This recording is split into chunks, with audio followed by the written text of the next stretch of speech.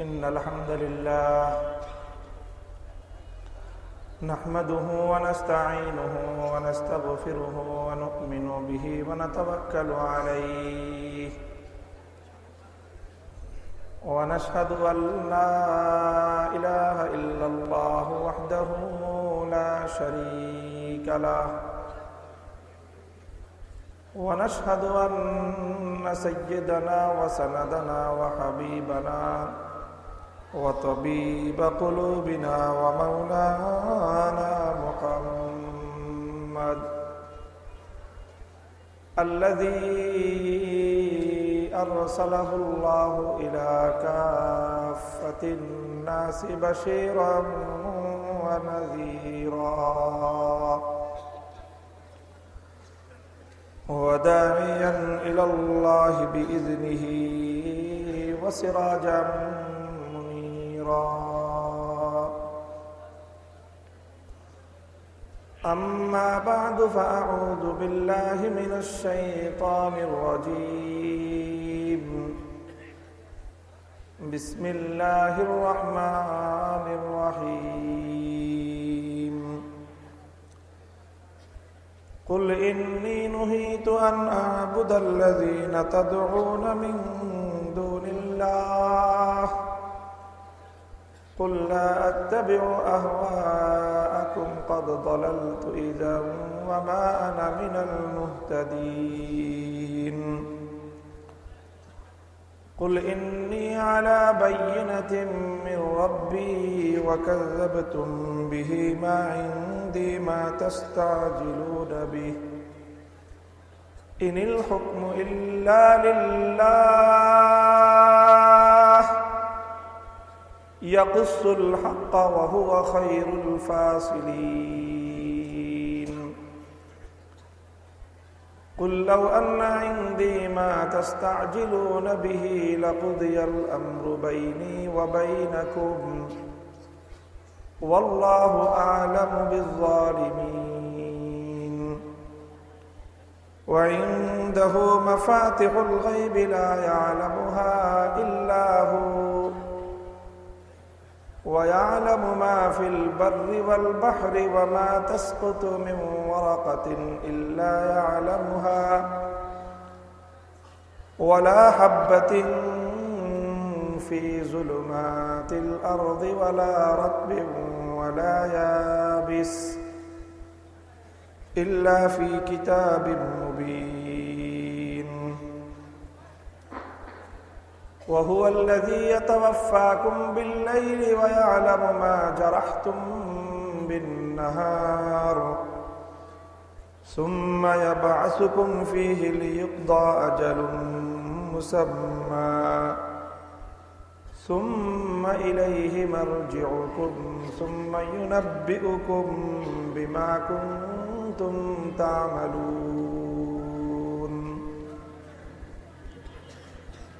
بارك الله لنا ولكم في القرآن العظيم ونفعنا وإياكم بالآيات والذكر الحكيم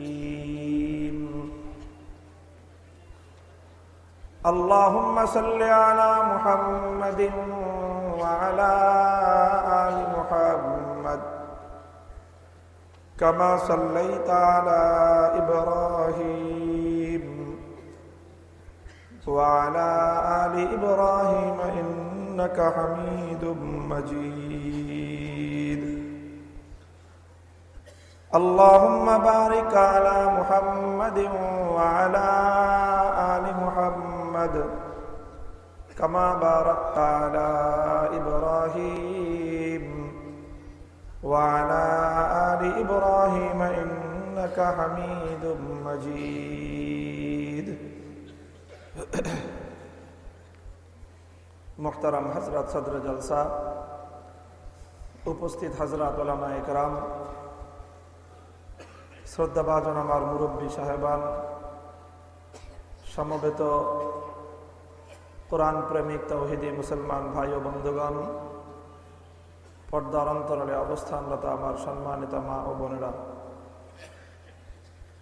আল্লাহ রাব্বুল আলামিনের অশেষ শুকরিয়া যে আজ গাজীপুরের প্রাণকেন্দ্র শহীদ স্মৃতি স্কুল ময়দানে জামিয়া ইসলামিয়া গাজীপুরের উদ্যোগে তাফসির গাজীপুর তাফসির মাহফিল কমিটির উদ্যোগে তাদের আয়োজনে ঐতিহাসিক 5 দিনব্যাপী আজিমুশান তাফসিরুল কোরআন মাহফিল অনুষ্ঠিত হচ্ছে। 17তম মাহফিলের আজ তৃতীয় দিনে আল্লাহ পাক রব্বুল আলামিন আমাদেরকে এই মুবারক মাহফিলে সমবেত হওয়ার, আল্লাহর কোরআনের কথা, কোরআনের আদর্শ জানবার এবং শিখবার তৌফিক দান করেছেন। এই জন্য রব্বে করিমের দরবারে শুকরিয়া আদায় করে মহব্বতের সাথে কালেমাত শুকর পড়ি, আলহামদুলিল্লাহ।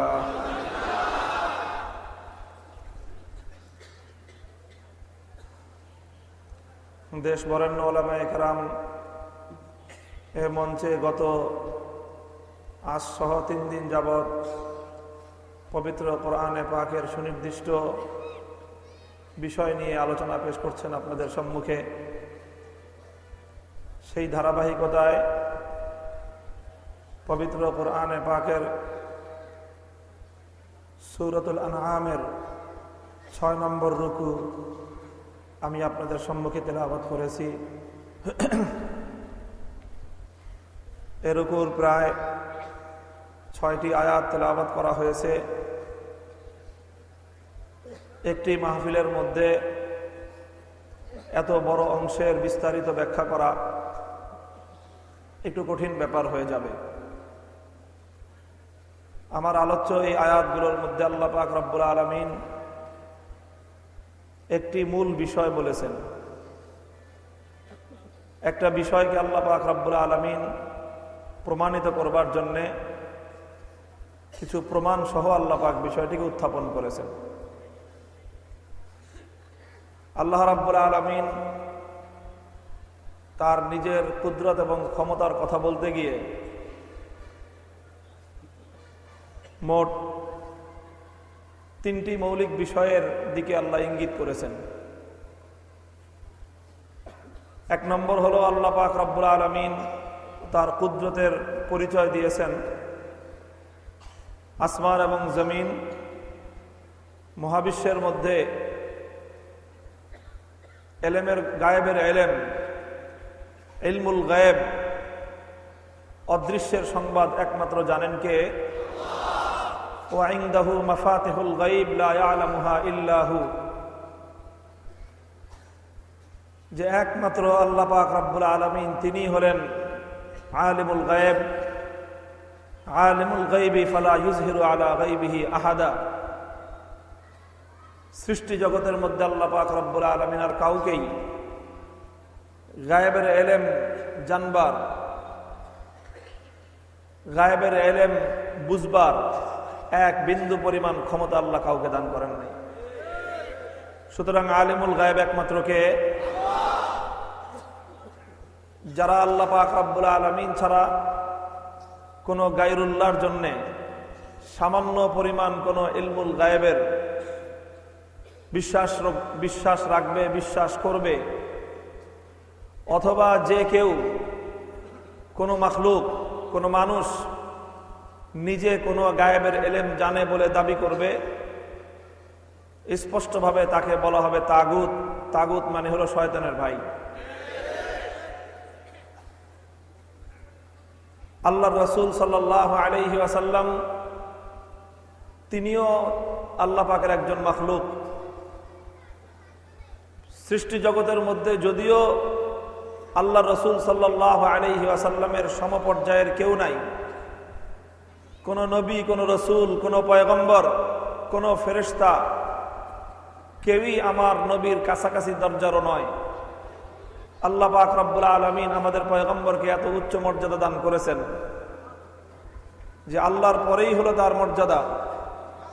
সব তার জায়গায়, আপন জায়গায় সঠিক, কিন্তু সব কিছু হলেও তিনি আল্লাহর মাখলুক আর আল্লাহ হলেন তার খালেক। আল্লাহ হলেন সৃষ্টিকর্তা, নবীজি মুহাম্মদুর রাসূলুল্লাহ সাল্লাল্লাহু আলাইহি ওয়াসাল্লাম হলেন আল্লাহর মাখলুক। সুতরাং যেহেতু ইলমুল গায়েব একমাত্র সৃষ্টিকর্তার জন্যই নির্ধারিত, মাখলুক হিসাবে মুহাম্মদুর রাসূলুল্লাহ সাল্লাল্লাহু আলাইহি ওয়াসাল্লাম তিনিও এক চুল পরিমাণ কোনো গায়েবের এলেমের খবর রাখতেন না। যদি কোনো ব্যক্তি বিশ্বাস করে যে আল্লাহর নবী গায়েবের আলেম, যদি কোনো ব্যক্তি বিশ্বাস করে আল্লাহর নবী হাজির নাজির, যদি কোনো ব্যক্তি এটা বিশ্বাস করে আল্লাহর নবী নিজেই সব জায়গায় উপস্থিত হয়ে যান, সব জায়গার খবর আল্লাহর নবী নিজের পক্ষ থেকেই জেনে যান, এ কথা যদি কেউ বিশ্বাস করে, মোহতারাম হাজিরিন, তার ঈমান খাতরার মধ্যে পড়ে যাবে। হাদিসের মধ্যে পরিষ্কার বলা হয়েছে, ইন্না লিল্লাহি মালাইকাতান সাইয়াহিন, আল্লাহর পক্ষ থেকে একদল ফেরেশতা নিয়োজিত আছে যাদের কাজ হলো সারা পৃথিবীতে ভ্রমণ করা। যেখানেই আল্লাহর নবীর কোনো উম্মত নবীজির উপর দুরুদ এবং সালাম পাঠ করে, সঙ্গে সঙ্গে সেই ফেরেশতারা সেই সালাম এবং দুরুদ নিয়ে সোনার মদিনার রওজা আথারে পৌঁছায় দেন। আল্লাহর পক্ষ থেকে ফেরেশতারা নিয়োজিত আছে নবীজির কাছে সংবাদ পৌঁছানোর জন্য। নবীজি যদি আলিমুল গায়েব হতেন, নবীজি যদি আলিমুল গায়েব হতেন, নবীজি যদি হাজির নাজির হতেন, তাহলে আল্লাহর পক্ষ থেকে এই বিশাল আয়োজন এ সকল ফেরেশতারা কি ঘোড়ার ঘাস কাটত? কাজেই যে সকল আহাম্মকরা কথা বলে যে আল্লাহর নবী সব জায়গায় হাজির নাজির, নবীজি আলিমুল গায়েব, তারা প্রকারান্তরে আমার আল্লাহ পাক রব্বুল আলামিনকে বেকুব সাব্যস্ত করে। নাউযুবিল্লাহি মিন যালিক। আল্লাহ পাক রব্বুল আলামিন, আল্লাহর কাছে কোনো কথা পৌঁছানোর জন্য কোনো ফেরেশতা নাই। আল্লাহ পাক তাম মাখলুকাতের সব খবর আল্লাহ নিজেই জানেন, কিন্তু আল্লাহর নবীর কাছে একটা দুরুদ বা সালাম পৌঁছানোর জন্য আল্লাহ পাক লক্ষ কোটি ফেরেশতার জামাত নিয়োজিত করে রেখেছেন। আল্লাহর নবী গায়েব জানেন এই জন্য, না গায়েব জানেন না এই জন্য? আল্লাহর নবী হাজির নাজির এই জন্য, না আল্লাহর নবী হাজির হাজির না এই জন্য? কাজেই এটা হলো একটা কথা, নবীজিও গায়েবের এলেম রাখেন না, নবীজিও হাজির নাজির না। হাজির নাজির আর গায়েবের এলেম রাখেন একমাত্র কে? ঠিক তেমনি ভাবে কিছু গণক আছে, পত্রপত্রিকায় বিজ্ঞাপন দেয়। আমি ওনার কাছে গেলাম, আমাকে দেখবার সাথে সাথে তিনি আমার অতীত বর্তমান ও ভবিষ্যৎ সব বলে দিলেন। এই ধরনের বিজ্ঞাপন দেখলেই বোঝা যাবে যে এই জায়গায় ঠিকানা পাওয়া গেছে শয়তানের আর একটা ভাই। ওলামায়ে কেরাম লিখেছেন, কোরআনে পাকের মধ্যে আল্লাহ পাক রব্বুল আলামিন যে বলেছেন, ওয়া মান ইয়াকফুর বিত-তাগুতি ওয়া ইউমিন বিল্লাহ, যারা আল্লাহর উপর ঈমান আনে তারা তাগুতকে অস্বীকার করে, যারা তাগুতকে বিশ্বাস করে তারা আল্লাহকে অস্বীকার করে। পৃথিবী দুই ভাগে বিভক্ত, এক ভাগ আল্লাহর উপর ঈমানদার, আর এক ভাগ হলো তাগুতের উপর ঈমানদার।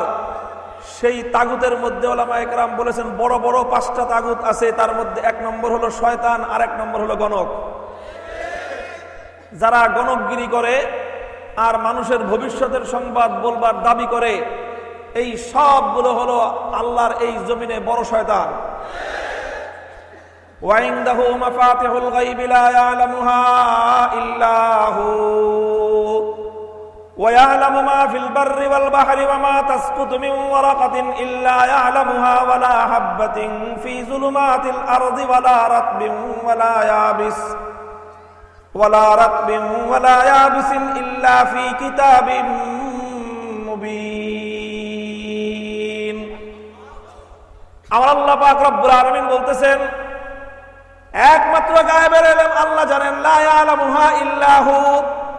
আসমান জমিন সমুদ্র মহাসমুদ্রের মধ্যে, এমনকি বিশাল পাহাড়ের অভ্যন্তরে একটা পাথরের ভিতরেও ছোট্ট একটা দানা যদি থাকে, আফ্রিকার মহান জঙ্গলের মধ্যে রাতের গভীর অমাবস্যার রাত্রির গভীরে লক্ষ লক্ষ কোটি কোটি গাছের মধ্য থেকে কোনো একটা গাছের ছোট্ট একটা পাতা যদি পতিত হয়, আমার আল্লাহ বলতেছেন দুনিয়ার কোনো মানুষের খবর থাক বা না থাক, আমার আল্লাহ পাক রব্বুল আলামিন ওই পাতাটা সম্পর্কেও খবর রাখেন। মুহতারাম হাজিরিন, এটা হলো আমার আল্লাহর একটা কুদরত। তিনি আলিমুল গায়েব। আমার আল্লাহ পাক রব্বুল আলামিন তার আরেকটা কুদরতের কথা বর্ণনা করেছেন, ওয়াহুয়াল্লাযী ইয়াতাওয়াফফাকুম বিল-লাইল, মানুষকে রাত্রে শান্তির ঘুম দান করেন কে? যারা আবার এর বেলার শান্তিকে পুনর্জীবিত ক্ষমতা প্রদান করেন। আমি পুনর্ঘুম যায়, ঘুমের মাধ্যমে তোমাদের নতুন এনার্জি তোমাদের শরীরে ফিরে আসে। আমি আল্লাহর দেওয়া ঘুমের মাধ্যমে পরের দিন পূর্ণ উদ্যমে কাজ করবার প্রেরণা তোমরা আমি আল্লাহর কাছ থেকে লাভ করো।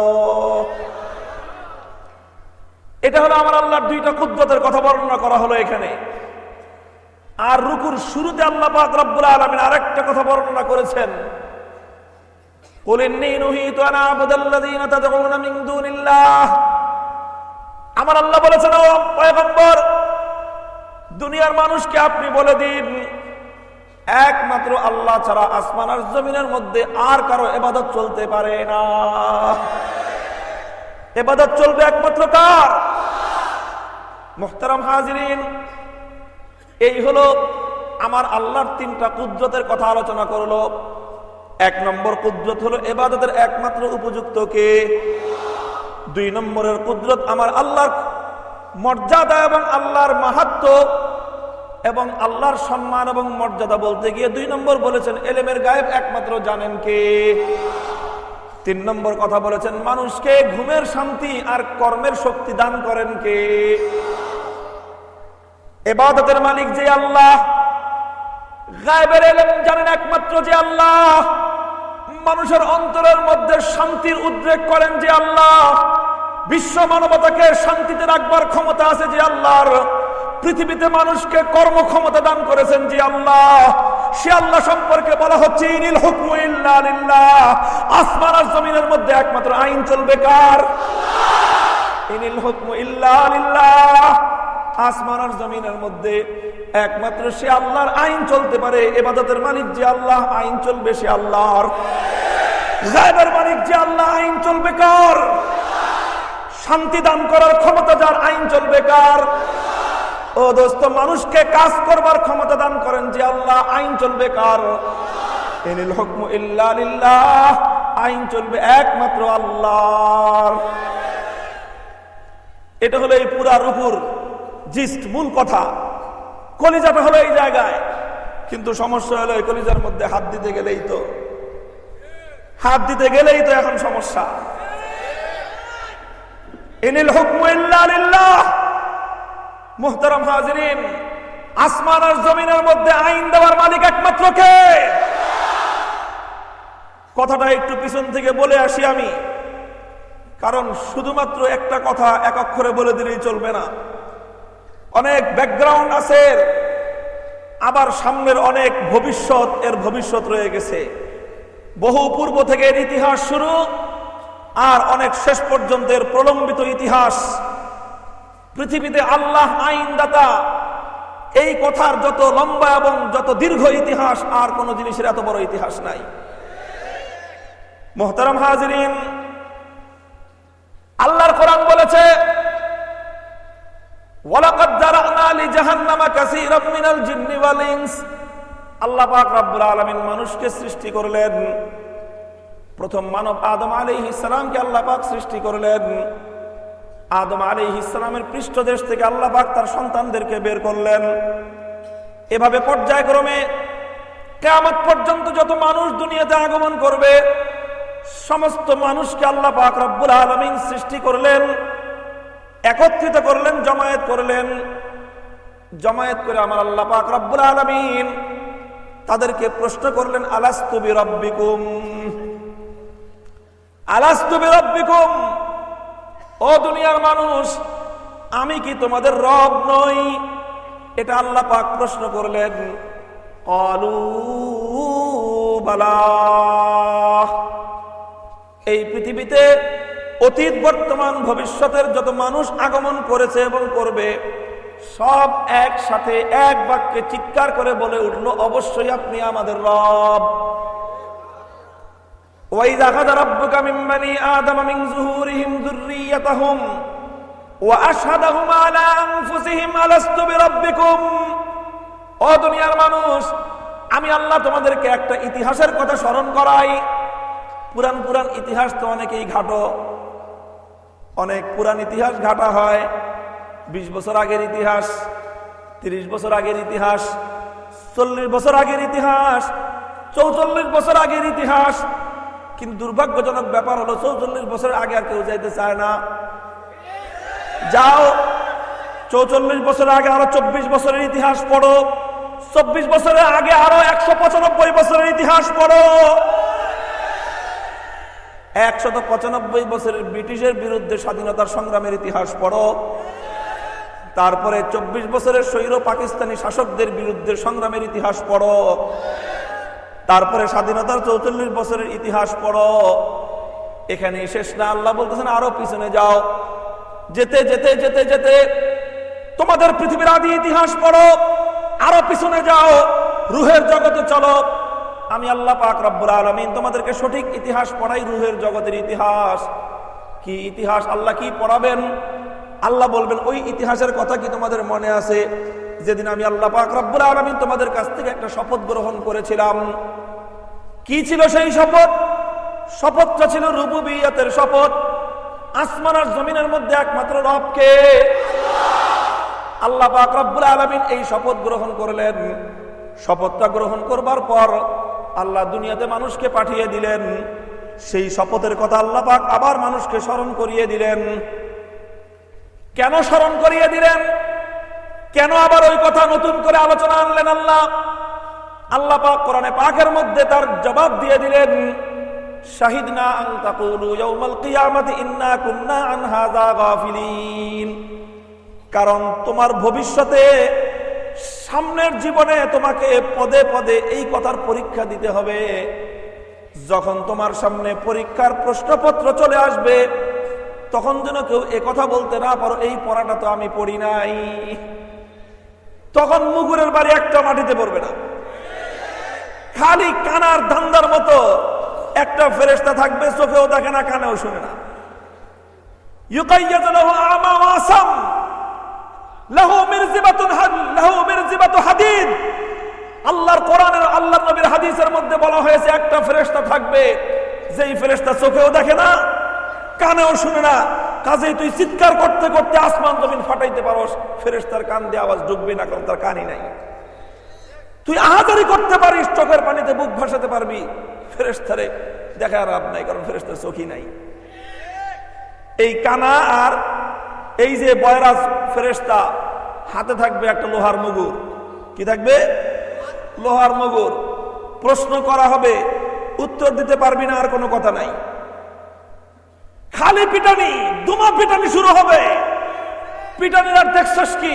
শেষ না, সামনে পিটানি, সামনে বাকি আছে। এমন পিটানি শুরু হবে, পরীক্ষার প্রশ্নের উত্তর ঠিক মতো না দিতে পারলে খবর হবে তখন যে পিটানি কাকে বলা হয় এবং কত প্রকার ও কি কি। মুহতারাম হাজিরিন, এই জন্য আল্লাহ পাক সতর্ক করলেন, আমার বান্দারা কেউ ওই কঠিন বিপদের মুখে যেন তোমরা না পড়ো। এই জন্য আমি আল্লাহ পাক রব্বুল আলামিন তোমাদেরকে সবক পড়ালাম রুবুবিয়তের। আবার আমি আল্লাহ কোরআন নাজিল করে তোমাদেরকে স্মরণ করা দিলাম ওই রুবুবিয়তের। আসমান আর জমিনের মধ্যে একমাত্র রবকে। আল্লাহ কোরআন নাজিল করলেন, কোরআন শুরু করলেন আলহামদুলিল্লাহি রাব্বিল আলামিন। প্রথম আয়াতে আল্লাহ মনে করা দিলেন तमाम জাহানের একমাত্র রবকে। আল্লাহ পাক রব্বুল আলামিন কোরআন যখন শেষ করলেন, সর্বশেষ সূরার মধ্যে আরেকবার আল্লাহ পাক স্মরণ করায় দিলেন কুল আউযু বিরাব্বিন নাস, মানব জাতির রবকে। মুহতারাম হাজিরিন, শুরুতেও রব, শেষেও আল্লাহর রুবুবিয়তের রবের শিক্ষা। আর এই কোরআনে পাকের মধ্যখানে অসংখ্য অগণিতবার আল্লাহ পাক রব্বুল আলামিন বিশ্ব মানবতাকে তার রুবুবিয়তের শিক্ষা দিলেন। প্রতিদিন 5 ওয়াক্ত নামাজ পড়া হয়। প্রতি রাকাত নামাজের মধ্যে একবার করে অন্তত সূরা ফাতিহা, একবার করে অন্তত প্রত্যেকটা মানুষ নামাজে দাঁড়িয়ে একমাত্র রব বলে ঘোষণা করে কাকে?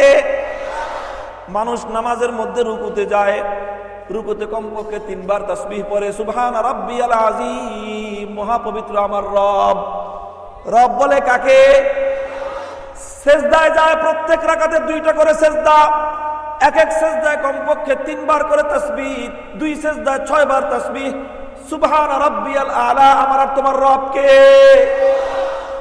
ও দোস্ত, এক রাকাত নামাজ পড়তে হলে কমপক্ষে 10 বার আমার আল্লাহকে রব বলা ছাড়া কোনো বেঈমানের নামাজ হয় না। কোনো ইমানদারেরও নামাজ হয় না। প্রতি রাকাত নামাজের মধ্যে 10 বার রব বলতে হয় কাকে?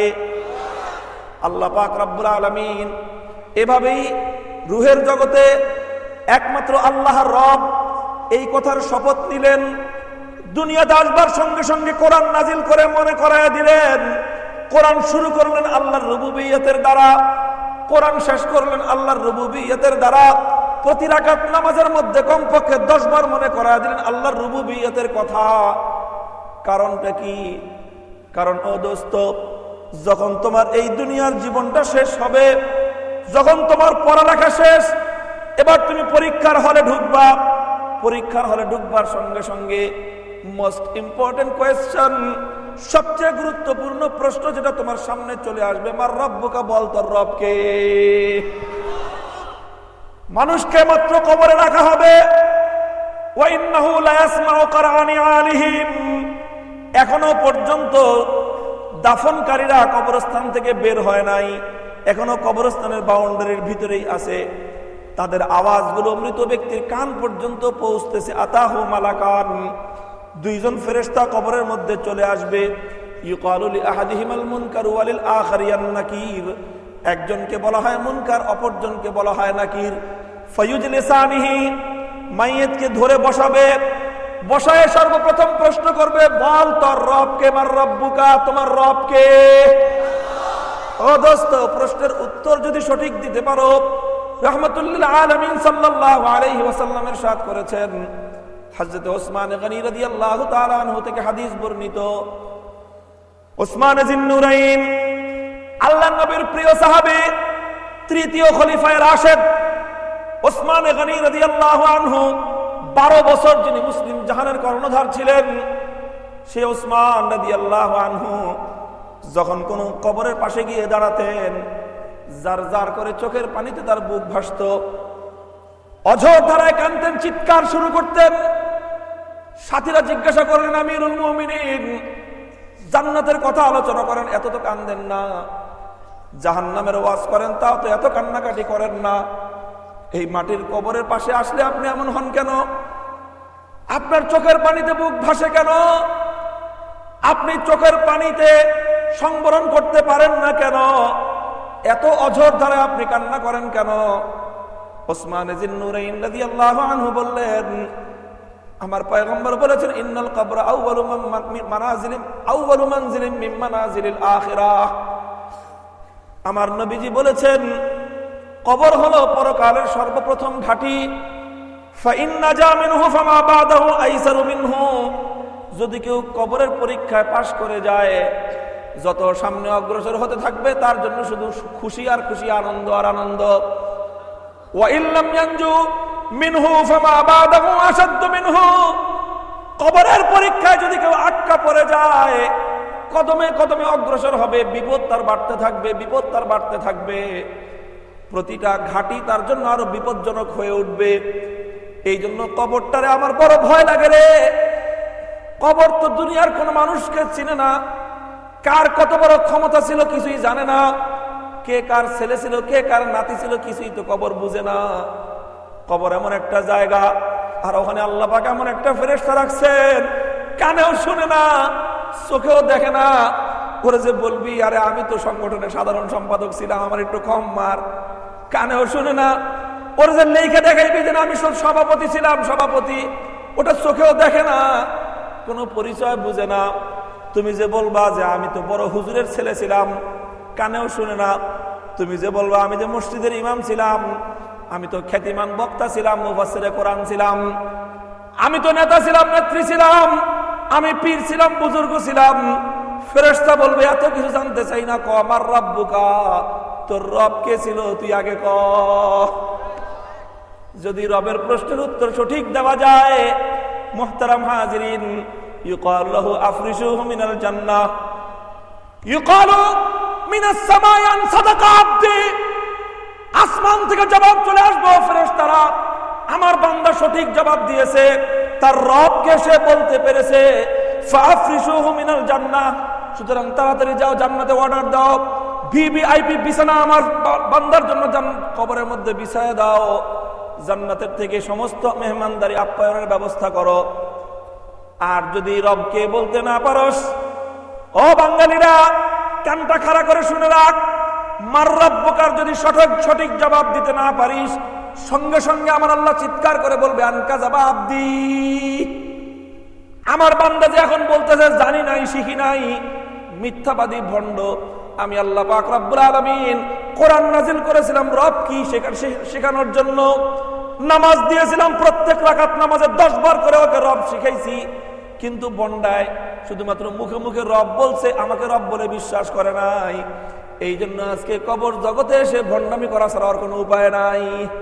শুরু কর পিটানি, জাহান্নামের লাইন লাগা, সরাসরি জাহান্নাম থেকে জ্বলন্ত আগুন দিয়ে ওর কবর দাউ দাউ করে আগুন ধরিয়ে দে। মুহতারাম হাজিরিন, বলতে চাই ছোট্ট একটা কথা, বেশি ওয়াজ আমার না, আমি ওয়াজ বেশি ছড়াই না, একটা পয়েন্ট টার্গেট করে আমি সামনে অগ্রসর হচ্ছি। কথা বুঝবার চেষ্টা করেন। আমার আল্লাহ পাক রব্বুল আলামিন রুহের জগতে সবক দিয়েছেন কিসের? রবের সবক। কোরআন শুরু করলেন কোন সবক দিয়ে? রবের সবক। কোরআন শেষ করলেন কোন সবক দিয়ে? প্রতি রাকাত নামাজে 10 বার পড়াইলেন কোন সবক? কারণ কি? কারণ তুমি পরীক্ষার হলে যাওয়ার সঙ্গে সঙ্গে সবচেয়ে গুরুত্বপূর্ণ প্রশ্ন হবে মার রব্বুক, বল তোর রব কে ছিল। মুহতারাম হাজিরিন, প্রশ্ন এটা হবে না আল্লাহ কে ছিলেন, প্রশ্ন এটা হবে না মানিল্লাহ আল্লাহ কে ছিলেন, এটা প্রশ্ন হবে না। এটাও প্রশ্ন হবে না মানিল খালেক তোর সৃষ্টিকর্তাকে, এটাও প্রশ্ন হবে না সর্বশক্তিমানকে, এটাও প্রশ্ন হবে না তোর রিজিক দাতাকে, প্রশ্ন হবে তোর রবকে। মুহতারাম হাজিরিন, বড় তাৎপর্য একটা আছে কথার মধ্যে। কারণটা কি? রব আসলে কাকে বলা হয়? ও দোস্ত, রব কাকে বলা হয় এই কথাটা বুঝতে হবে। এই কথাটা একটু ছোট্ট করে ব্যাখ্যা দিতে চাই, শুনবেন তো? বুঝার চেষ্টা করবেন তো? এই কথার দাবি অনুযায়ী আমল করবার চেষ্টা করবেন তো? শপথ করেন হাত উঠে খোদার কাছে, আল্লাহ পাক কবুল করেন, হাত নামান। মুহতারাম হাজিরিন, বড় কঠিন কথা বলবো, এই জন্য আগে থেকে একটু প্রিপারেশন নিয়ে নিলাম। কঠিন কথা বলতে হবে। আল্লাহ পাক সবাইকে বুঝবার, বলবার এবং আমল করবার তৌফিক দান করেন। আল্লাহ আমার রব, এই কথার কি অর্থ?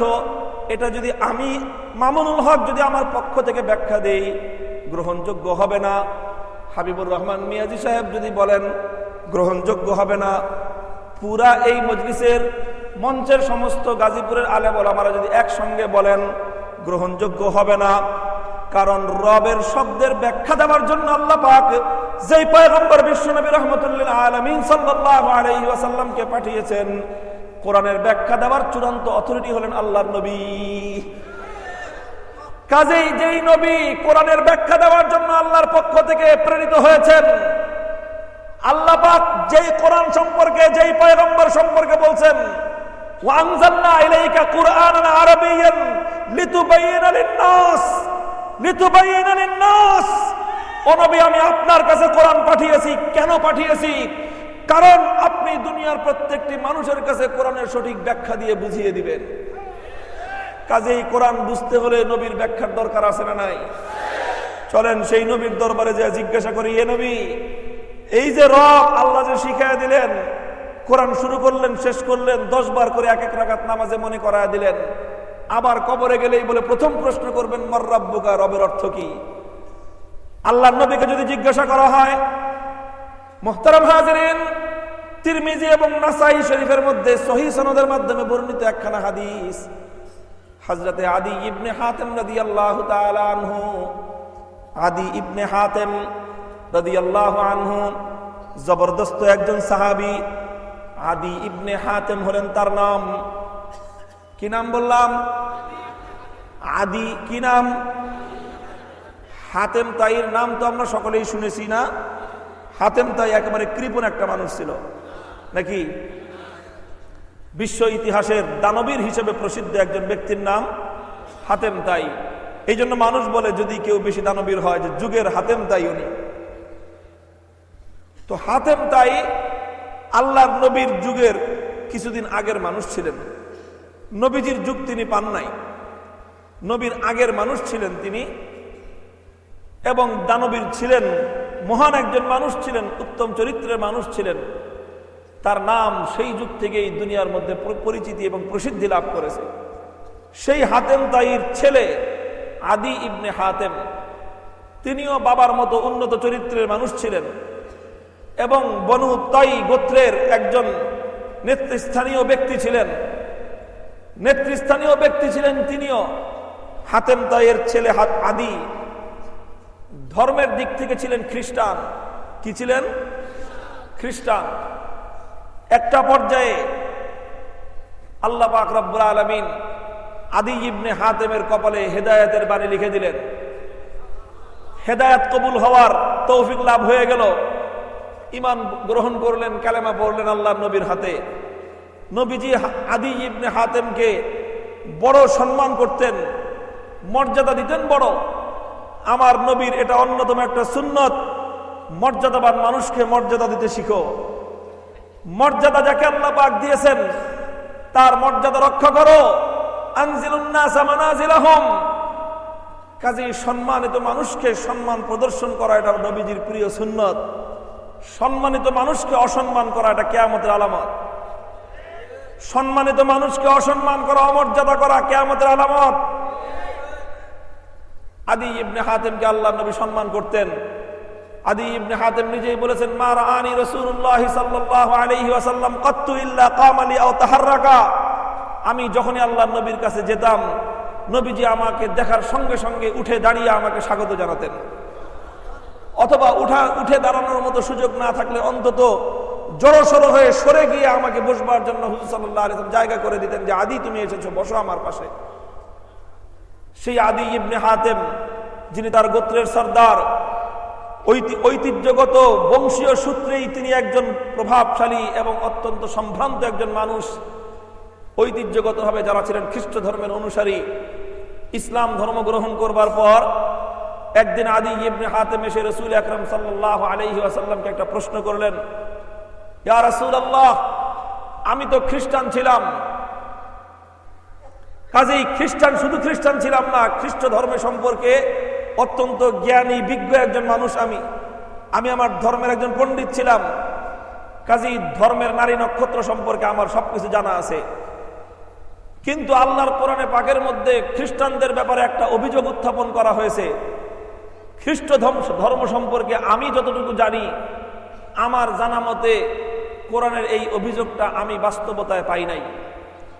কাজে ইয়া রাসূলুল্লাহ, আমার তো বড় প্রশ্ন তৈরি হয়ে গেছে যে আল্লাহর কোরআন কি কোনো অবাস্তব কথা বলতে পারে? তাহলে কোরআনের মধ্যে খ্রিস্টানদের সম্পর্কে অভিযোগ করা হলো, কিন্তু আমি নিজে খ্রিস্টানদের একজন সাবেক পণ্ডিত, জানাশোনা ব্যক্তি, আমার তো অভিযোগটা বুঝে আসতেছে না। কাজে এটা জটিল প্রশ্ন, নবীজি আমি এর সমাধান চাই। প্রশ্নটা বুঝতে পারছেন? রাহমাতুল্লিল আলামিন সাল্লাল্লাহু আলাইহি ওয়াসাল্লাম আদি ইবনে হাতেমকে জিজ্ঞাসা করলেন, কি অভিযোগ? হযরত আদি বললেন, কোরআনের মধ্যে খ্রিস্টানদের সম্পর্কে অভিযোগ করা হয়েছে, ইত্তাখাযু আহবারাহুম ওয়া রুহবানাহুম আরবাবাম মিন দুনিল্লাহ। ইত্তাখাযু আহবারাহুম ওয়া রুহবানাহুম আরবাবাম মিন দুনিল্লাহ। খ্রিস্টানরা তাদের সমাজের দুই শ্রেণীর মানুষকে, কয় শ্রেণীর? দুই শ্রেণীর মানুষকে, ইত্তাখাযু আরবাবাম মিন দুনিল্লাহ, আল্লাহকে বাদ দিয়ে দুই শ্রেণীর মানুষকে তারা রব বলে ঘোষণা করেছে। আল্লাহকে বাদ দিয়ে আল্লাহর জায়গায় দুই শ্রেণীর মানুষকে তারা রব বলে গ্রহণ করে নিয়েছে। এটা হলো পবিত্র কোরআনের মধ্যে খ্রিস্টানদের সম্পর্কে অভিযোগ। ইয়া রাসূলুল্লাহ, আমার দীর্ঘদিনের খ্রিস্ট ধর্ম সম্পর্কে জ্ঞান এবং আমার অভিজ্ঞতা বলে যে আমরা যখন খ্রিস্টান ছিলাম, খ্রিস্ট ধর্মের মধ্যে কোন সাধারণ মানুষকে তো আমরা রব বলে বলি নাই, কাউকে তো কোনোদিন আমরা রব বলি নাই, কাউকে তো আমরা কোনোদিন আমাদের রব বলে ডাকিও নাই, কাউকে তো কোনোদিন আমরা কোনো মানুষকে আমাদের রব বলে আমরা গ্রহণ করি নাই। কিন্তু আল্লাহর কোরআনের মধ্যে তো সে কথাই আমাদের সম্পর্কে অভিযোগ করে দিল যে আমরা নাকি দুই শ্রেণীর মানুষকে আল্লাহকে বাদ দিয়ে রব হিসেবে গ্রহণ করেছি। অভিযোগটা আমার বুঝে আসতেছে না। কয় শ্রেণীর মানুষ? এক শ্রেণীর মানুষ হলো আহবারাহুম, যারা হিব অর্থাৎ যাদের কাছে জ্ঞান আছে, বুদ্ধি আছে, শিক্ষা আছে, জ্ঞান বুদ্ধি শিক্ষা থাকলে বর্তমানে আমাদের সমাজে এদেরকে বলা হয় বুদ্ধিজীবী। কাজী কোরআনের আহবারাহুম শব্দের সাময়িক যদি আমি সমকালীন অনুবাদ করতে চাই তাহলে বলতে হবে বুদ্ধিজীবী। 2 নম্বর শব্দ হলো রুহবানাহুম। রুহবান মানে হলো যারা ধর্ম যারা এই বৈরাগ্য জীবন অবলম্বন করে, রুহবান রাহেব, অর্থাৎ তাদের যে গির্জার মধ্যে পাদ্রী থাকে এই পাদ্রীদেরকে বলা হয় রাহেব। রাহেবের বহুবচন হলো রুহবান, অর্থাৎ পাদ্রী, ধর্মীয় নেতা। কি নেতা? ধর্মীয় নেতা। আর আহবারাহুম হলো তাদের বুদ্ধিজীবী, এক কথায় বলতে গেলে সামাজিক নেতা। সামাজিক নেতৃত্ব দেয় বুদ্ধিজীবীরা, ধর্মীয় নেতৃত্ব দেয় তাদের মধ্যে যারা পাদ্রী তারা। তাহলে আল্লাহর অভিযোগ হলো খ্রিস্টানরা আল্লাহর জায়গায় তাদের সামাজিক নেতা বুদ্ধিজীবীদেরকে আর ধর্মীয় নেতা তাদের রাহেব এবং পাদ্রীদেরকে তারা রব বলে গ্রহণ করে নিল। আদি ইবনে হাতেম বললেন, ইয়া রাসূলুল্লাহ, আমরা কোনোদিন আমাদের কোনো পাদ্রীকে বলি নাই অমুক আমাদের রব, কোন বুদ্ধিজীবীকেও তো কোনোদিন আমরা বলি নাই অমুক আমাদের রব। তাহলে কোরআনের মধ্যে আমাদের সম্পর্কে এই অভিযোগ কেন করা হলো? প্রশ্ন পরিষ্কার? প্রশ্নটা পরিষ্কার হলে জবাবটা বুঝতে সহজ হবে। রাসূল আকরাম সাল্লাল্লাহু আলাইহি ওয়াসাল্লাম আদি ইবনে হাতেমের এই প্রশ্নের জবাব দেওয়ার আগে পাল্টা প্রশ্ন করলেন। কি প্রশ্ন? আল্লাহর নবী জিজ্ঞাসা করেন, আলাস্তুম হাররামতুম মা হাররামুহু ওয়া আহলালতুম মা আহাল্লুহু। ও আদি ইবনে হাতেম, তোমাদের খ্রিস্টান ধর্মের একটা কালচার সম্পর্কে, একটা নীতি রীতি আর প্রচলন সম্পর্কে তুমি আমাকে কনফার্ম করো। তোমাদের মধ্যে এমন কোন রীতিনীতি কি ছিল যে তোমাদের এই বুদ্ধিজীবী সামাজিক নেতারা আর তোমাদের ধর্মীয় নেতা পাদ্রী মশাইরা তারা যখন তোমাদের জন্য কোনো একটা বিষয়কে বৈধ বলে দিত তখন তোমরা সেটাকে আইনসম্মত গ্রহণ করে নিতা, আবার তারা যখন একটা বিষয়কে অবৈধ বলে দিত তখন তোমরা সেটাকে বেআইনি বলে গ্রহণ করে নিতা? এমন কোন বিষয় কি তোমাদের মধ্যে ছিল? এবার আদি ইবনে হাতেম বলেন, জি ইয়া রাসূলুল্লাহ, তা তো ছিল। আমাদের বুদ্ধিজীবীরা, আমাদের পাদ্রীরা যেটাকে আমাদের জন্য হালাল বলে দিত ওটাকে আমরা হালাল বলে মেনে নিতাম। তারা আমাদের জন্য যেটাকে হারাম বলে দিত আমরা সেটাকে হারাম বলে মেনে নিতাম। তারা যেটাকে আইনসম্মত বলে দিত আমরাও বলতাম জি জি জি এটা আইনসম্মত। তারা যেটাকে বলতো এটা বেআইনি আমরাও তখন তাদের সুরে সুর মিলিয়ে শিয়ালের মতো হুক্কাহু টান দিয়ে বলতাম জি জি এটা বেআইনি। আল্লাহর নবী বললেন, তুমি যখন এটা মানলা এবার শুনে নাও, ফাযালিকা ইত্তিখাযুর রব। ফাযালিকা ইত্তিখাযুর রব। ও আদি ইবনে হাতেম,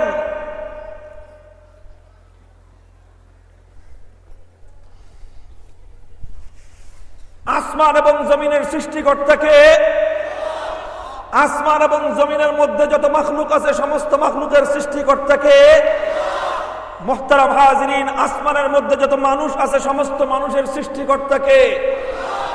আল্লাহর রাসূল মুহাম্মদ আরবি সাল্লাল্লাহু আলাইহি ওয়াসাল্লাম বলেন, ও আদি, আসমান যিনি সৃষ্টি করলেন, জমিন যিনি সৃষ্টি করলেন, এই জমিনের সমস্ত মাখলুক যিনি সৃষ্টি করলেন, এই আসমান আর জমিনের মধ্যে কোনটা বৈধ আর কোনটা অবৈধ চূড়ান্তভাবে নির্ধারণ করার একমাত্র এখতিয়ার সে আল্লাহর। কোনটা হালাল কোনটা হারাম চূড়ান্তভাবে নির্ধারণ করবার একমাত্র এখতিয়ার কার? কোনটা বৈধ কোনটা অবৈধ চূড়ান্তভাবে নির্ধারণ করবার মালিক কে? আল্লাহর রাসূল বললেন, সুতরাং মানুষের জীবনের জন্য, দুনিয়ার পরিচালনার জন্য, মানব জীবন পরিচালনা করবার জন্য বিধান দেওয়ার একমাত্র মালিক কে? সুতরাং রব মানে হলো বিধান দেওয়ার মালিক, রব মানে হলো বিধান দেওয়ার মালিক, রব মানে হলো বিধান দেওয়ার মালিক। তোমরা আল্লাহ পাক রব্বুল আলামিনের একচ্ছত্র ক্ষমতা সেই বিধান দেওয়ার মালিকানার যেই চেয়ার ছিল, সেই চেয়ারের মধ্যে তোমরা আল্লাহকে উৎখাত করে আল্লাহর জায়গায় তোমরা তোমাদের সামাজিক নেতাদেরকে বসিয়েছো। আল্লাহর একমাত্র আইন এবং বিধান দেওয়ার ক্ষমতাকে আল্লাহর কাছ থেকে কেড়ে নিয়ে তোমরা তোমাদের ধর্মীয় নেতা, তোমাদের পাদ্রীদেরকে আল্লাহর সেই মহাসিংহাসনের আসনে তোমরা অধিষ্ঠিত করেছো। ফাযালিকা ইত্তিখাযুর রব, বিধান দেওয়ার মালিক একমাত্র আল্লাহ। আল্লাহকে ছাড়া তোমরা অন্য যাদের হাতে বিধান দেওয়ার ক্ষমতা তুলে দিয়েছো, তাদেরকে তোমরা আল্লাহর আসনে সমাসীন করে তোমরা মুশরিক জাতিতে রূপান্তরিত হয়েছো।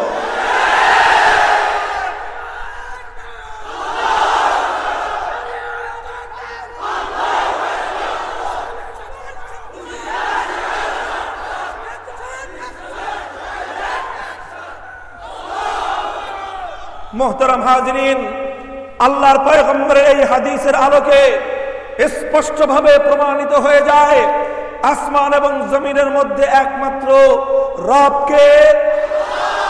রবের অর্থ হলো একমাত্র বিধান দেওয়ার মালিককে। আল্লাহ ছাড়া আসমান এবং জমিনের মধ্যে বিধান দেওয়ার আর কোনো অথরিটি নাই, আর কোনো কর্তৃপক্ষ নাই, আর কোনো ব্যক্তি নাই, আর কোনো ফোরাম নাই।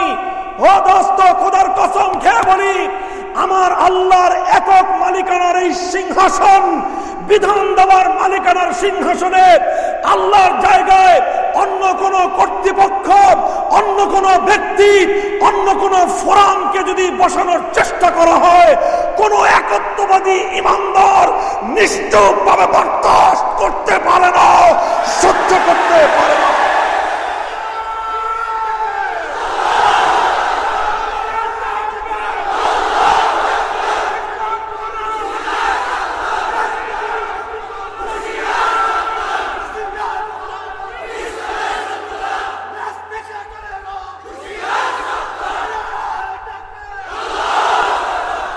মুহতারাম হাজিরিন, আল্লাহর কোরআন সে কথাই বলেছে, ইনিল হুকমু ইল্লা লিল্লাহ। আসমান আর জমিনের মধ্যে নিরঙ্কুশ বিধান দেওয়ার পাওয়ার কার? নিঃশর্তভাবে আইন করার ক্ষমতা কার? নিঃশর্তভাবে বিধান দেওয়ার মালিক একমাত্র কে? ইনিল হুকমু ইল্লা লিল্লাহ। আসমানে আইন চলবে কার? জান্নাতে আইন চলবে কার? জাহান্নামে আইন চলবে কার? কবর জগতে আইন চলবে কার? কবরে যার আইন চলে, আসমানে যার আইন চলে, জান্নাতে যার আইন চলে, জাহান্নামে যার আইন চলে, কুল কায়নাতের মধ্যে যার আইন চলে, প্রথম আসমানে যার আইন চলে, দ্বিতীয় আসমানে যার আইন চলে, তৃতীয় আসমানে যার আইন চলে, চতুর্থ পঞ্চম সাত আসমানে যার আইন চলে, প্রথম জমিন ছাড়া নিচের সাত জমিনে যার আইন চলে, আল্লাহর জমিনে আইন দেওয়ার একমাত্র মালিক সেই একমাত্র আল্লাহ। ইনিল হুকমু ইল্লা লিল্লাহ। পবিত্র কোরআন বারবার সে কথাই বলেছে, আইন করার একমাত্র মালিক কে? মুহতারাম হাজিরিন, প্রশ্ন করতে পারেন, তাহলে দুনিয়াতে দেশ, রাষ্ট্র, সমাজ চলবে কি করে? দুনিয়াতে বিভিন্ন অথরিটি চলবে কি করে? বিভিন্ন প্রতিষ্ঠান চলবে কি করে? প্রতিষ্ঠান পরিচালনার জন্য আইনের দরকার আছে না নাই? বিভিন্ন সমিতি, সংঘ পরিচালনার জন্য আইনের প্রয়োজন আছে না নাই? বিভিন্ন কাউন্সিল, বিভিন্ন কমিশন চলতে আইনের প্রয়োজন আছে না নাই? বিভিন্ন কর্পোরেশন, সিটি কর্পোরেশন চলতে আইনের প্রয়োজন আছে না নাই? বিভিন্ন সমাজ এবং রাষ্ট্র চলতে আইনের প্রয়োজন আছে না নাই? আন্তর্জাতিকভাবে সংঘগুলো, জাতিসংঘগুলো পরিচালনা করবার জন্য আইনের দরকার আছে না নাই? সব জায়গায় আইনের দরকার আছে। তবে একমাত্র আইন যদি আল্লাহই দিবেন, একমাত্র আইনের মালিক যদি আল্লাহ হন, তাহলে বাকি সবগুলো চলবে কি করে? এই তো প্রশ্ন। মুহতারাম হাজিরিন, এই প্রশ্নের জবাব আল্লাহর রাসূল সাল্লাল্লাহু আলাইহি ওয়াসাল্লাম পরিষ্কার দিয়েছেন হাদিসের মধ্যে, লা তাআতা লিমাখলুকিন ফি মাসিয়াতিল খালিক। লা তাআতা লিমাখলুকিন ফি মাসিয়াতিল খালিক। আল্লাহর কোরআন বলেছে, আতিউল্লাহ ওয়া আতিউর রাসূল ওয়া উলিল আমরি মিনকুম। আল্লাহর কোরআন বলে দিয়েছে, ও ছোট ভাই, তুমি তোমার বড় ভাইয়ের আইন মানবা, কথা মানবা। ও সন্তান, তুমি তোমার বাবার আইন মানবা। ও ছেলে মেয়ে, তোমরা তোমাদের মায়ের আইন মানবা। ও মা তোমার জন্য যেটা আইন দিবেন সেই আইন তুমি মানবা, তোমার বাবা তোমাকে যে আইন দিবেন সেই আইন তুমি মানবা। প্রতিষ্ঠানে তুমি কর্মচারী চাকরি করো, তোমার বস তোমার জন্য যে আইন নির্ধারণ করবেন সেই আইন তুমি মানবা। অফিসের মধ্যে তুমি তোমার বসের আইন মানবা, স্কুলের মধ্যে তুমি তোমার হেডমাস্টারের আইন মানবা, কলেজের মধ্যে তুমি তোমার প্রিন্সিপালের আইন মানবা, বিশ্ববিদ্যালয়ে তুমি তোমার চ্যান্সেলরের আইন মানবা, তুমি তোমার এলাকার মধ্যে কমিশনারের আইন মানবা, তোমার সংসদীয় এলাকায় তুমি তোমার এমপির আইন মানবা, বৃহত্তর এলাকায় তুমি তোমার মন্ত্রীর আইন মানবা, দেশের ক্ষেত্রে তুমি তোমার আদালতের আইন মানবা।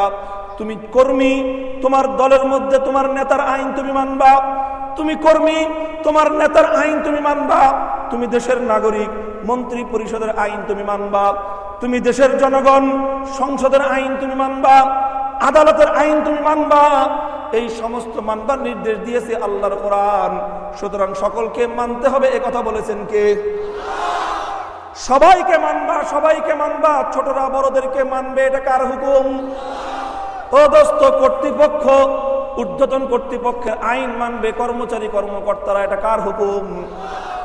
দোস্ত, তবে পার্থক্য আছে। এই পার্থক্য হলো এই, দুনিয়ার যত অথরিটি আছে, দুনিয়ার যত কর্তৃপক্ষ আছে, সবাই আইন করবে, সকলের আইন মানতে হবে, কিন্তু সকলের আইন মানতে হবে শর্তপূর্ণভাবে। কিভাবে? কিভাবে? শর্তপূর্ণভাবে। কি সেই শর্ত?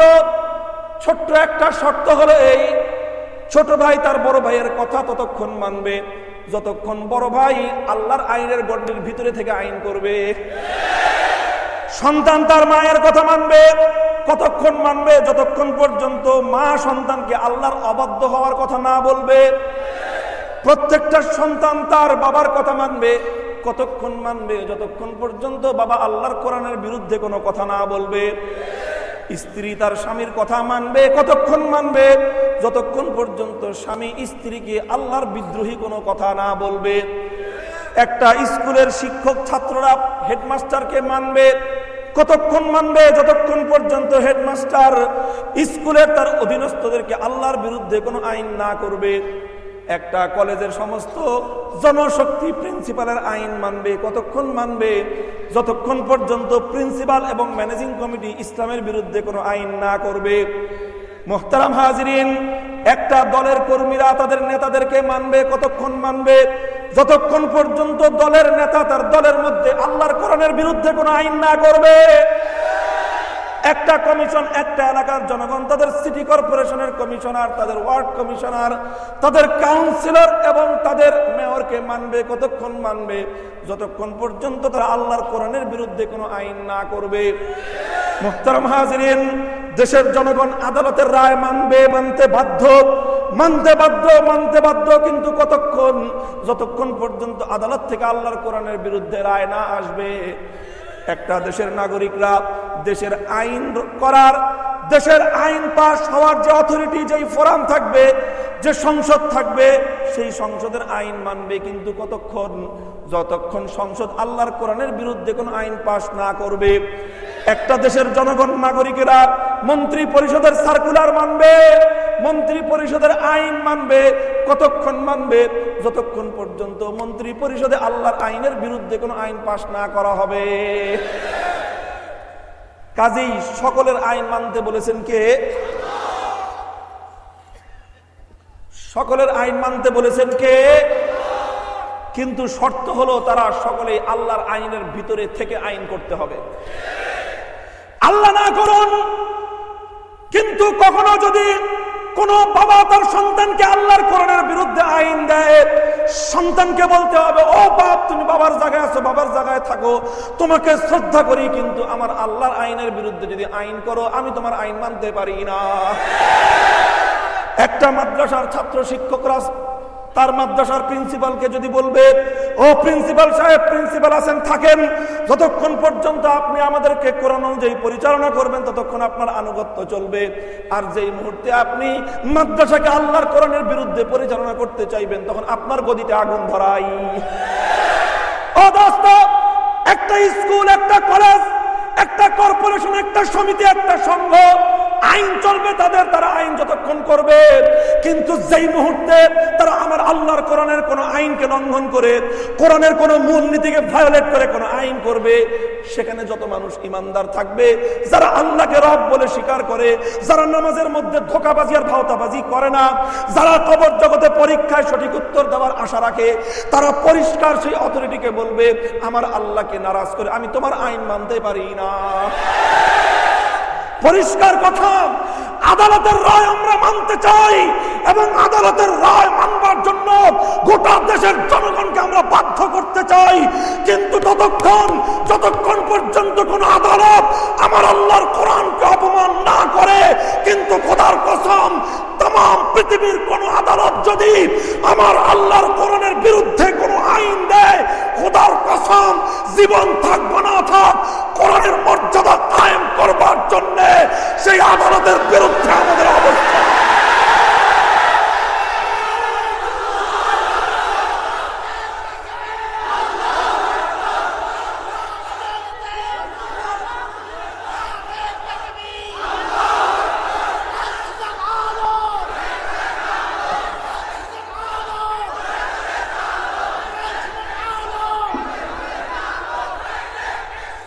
কাজেই পরিষ্কার আমাদের কথা, শুধু আদালত পর্যন্ত নয়, ঘর থেকে শুরু করে নিজের পারিবারিক পরিমণ্ডল থেকে শুরু করে রাষ্ট্রের সর্বোচ্চ মণ্ডল পর্যন্ত সংসদ আইন করবে, সে সংসদের আইন গোটা দেশের জনগণ মানতে বাধ্য।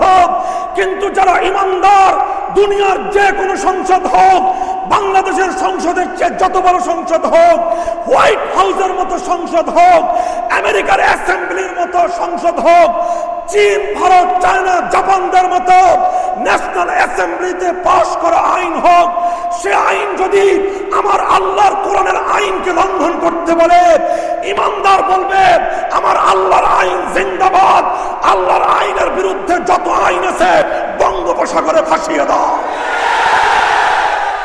মুহতারাম হাজিরিন, কথাগুলো আমাদের খুব স্পষ্ট, দ্ব্যর্থহীন কথা। আমরা সংসদের সার্বভৌমত্ব মানতে চাই এবং বলি যে অবশ্যই দেশের মধ্যে শৃঙ্খলার জন্য, যে কোনো সুন্দর রাষ্ট্র এবং জাতি পরিচালিত হওয়ার জন্য আইনের অথরিটি থাকা দরকার। আইনের সর্বোচ্চ ফোরাম থাকবে, এটা কোরআন এবং ইসলাম অনুমোদন দেয়। তবে আল্লাহর জমিন এবং আসমানের মধ্যে ইসলাম কাউকে নিরঙ্কুশ আইন দেওয়ার অধিকার দেয় নাই। কোরআনের ভিতরে থেকে আইন দিতে হবে। আমরা বারবার বলছি, এদেশের আলেম সমাজ শত বছর পর্যন্ত আমরা দাবি উত্থাপন করছি, আল্লাহর কোরআনের আইন অনুযায়ী যারা আল্লাহর বিরুদ্ধে কথা বলে, যারা আল্লাহর পয়গম্বরের বিরুদ্ধে কুৎসা রটনা করে, যারা আল্লাহর কোরআনকে নিয়ে বিদ্রুপ করে, যারা মানবতার ধর্ম ইসলামকে কটাক্ষ করে, সেই সমস্ত ধর্ম বিদ্রোহী, মানবতার দুশমন, ইসলামের দুশমন মুরতাদদের বিরুদ্ধে আল্লাহর কোরআনের আইন, ইসলামের আইন, সর্বোচ্চ শাস্তির আইন, মৃত্যুদণ্ড চাই, মৃত্যুদণ্ড চাই।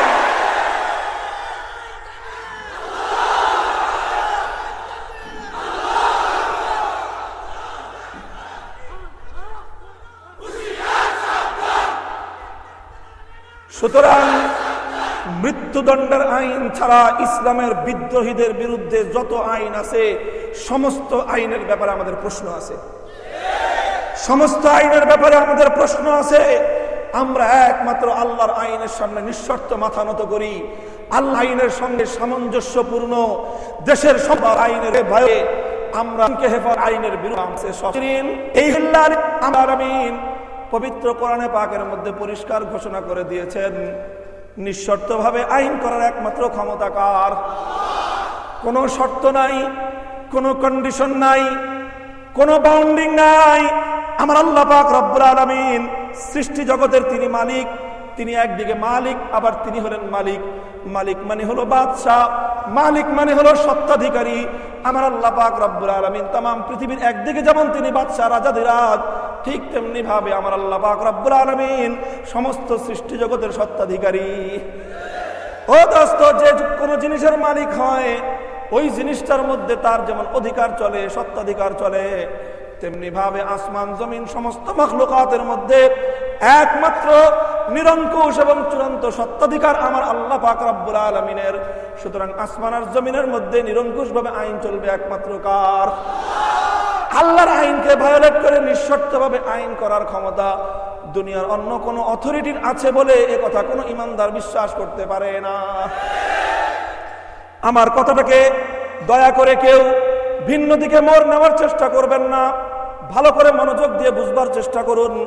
আমি ঈমান সংক্রান্ত জরুরি একটা আলোচনা করতে চাই।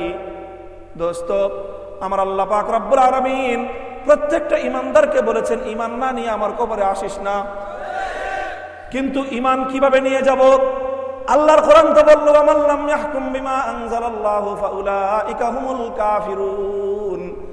আল্লাহর কোরআনের আইন থাকবার পরেও যারা আল্লাহর কোরআনের আইন পেয়েও আল্লাহর কোরআনের আইনকে উপেক্ষা করে অন্য কোন আইন তার বিপরীতে তার মোকাবেলায় দাঁড় করালো, আমার আল্লাহ পাক রব্বুল আলামিন স্পষ্ট ভাষায় কোরআনে ঘোষণা করে দিলেন তাদের ঈমান নাই, তারা হলো বেঈমান কাফির। কাজেই দোস্ত, এই কথাটুকু বলতে হবে, বুঝতে হবে। ইবলিস কে? ইবলিস শয়তান ঈমানদার না বেঈমান? ওয়া কানা মিনাল কাফিরিন আয় সারা মিনাল কাফিরিন। ইবলিস হলো বেঈমান। ইবলিস কেন বেঈমান হলো? মুহতারাম হাজরিন, ইবলিস কেন বেঈমান হলো? ইবলিস 1000 বছর পর্যন্ত আমার আল্লাহ পাক রব্বুল আলামিনের সমস্ত আইনগুলো মেনেছিল, কিন্তু একদিন একটা আইন ইবলিসের কাছে আল্লাহর আইন যুক্তিসম্মত মনে হলো না।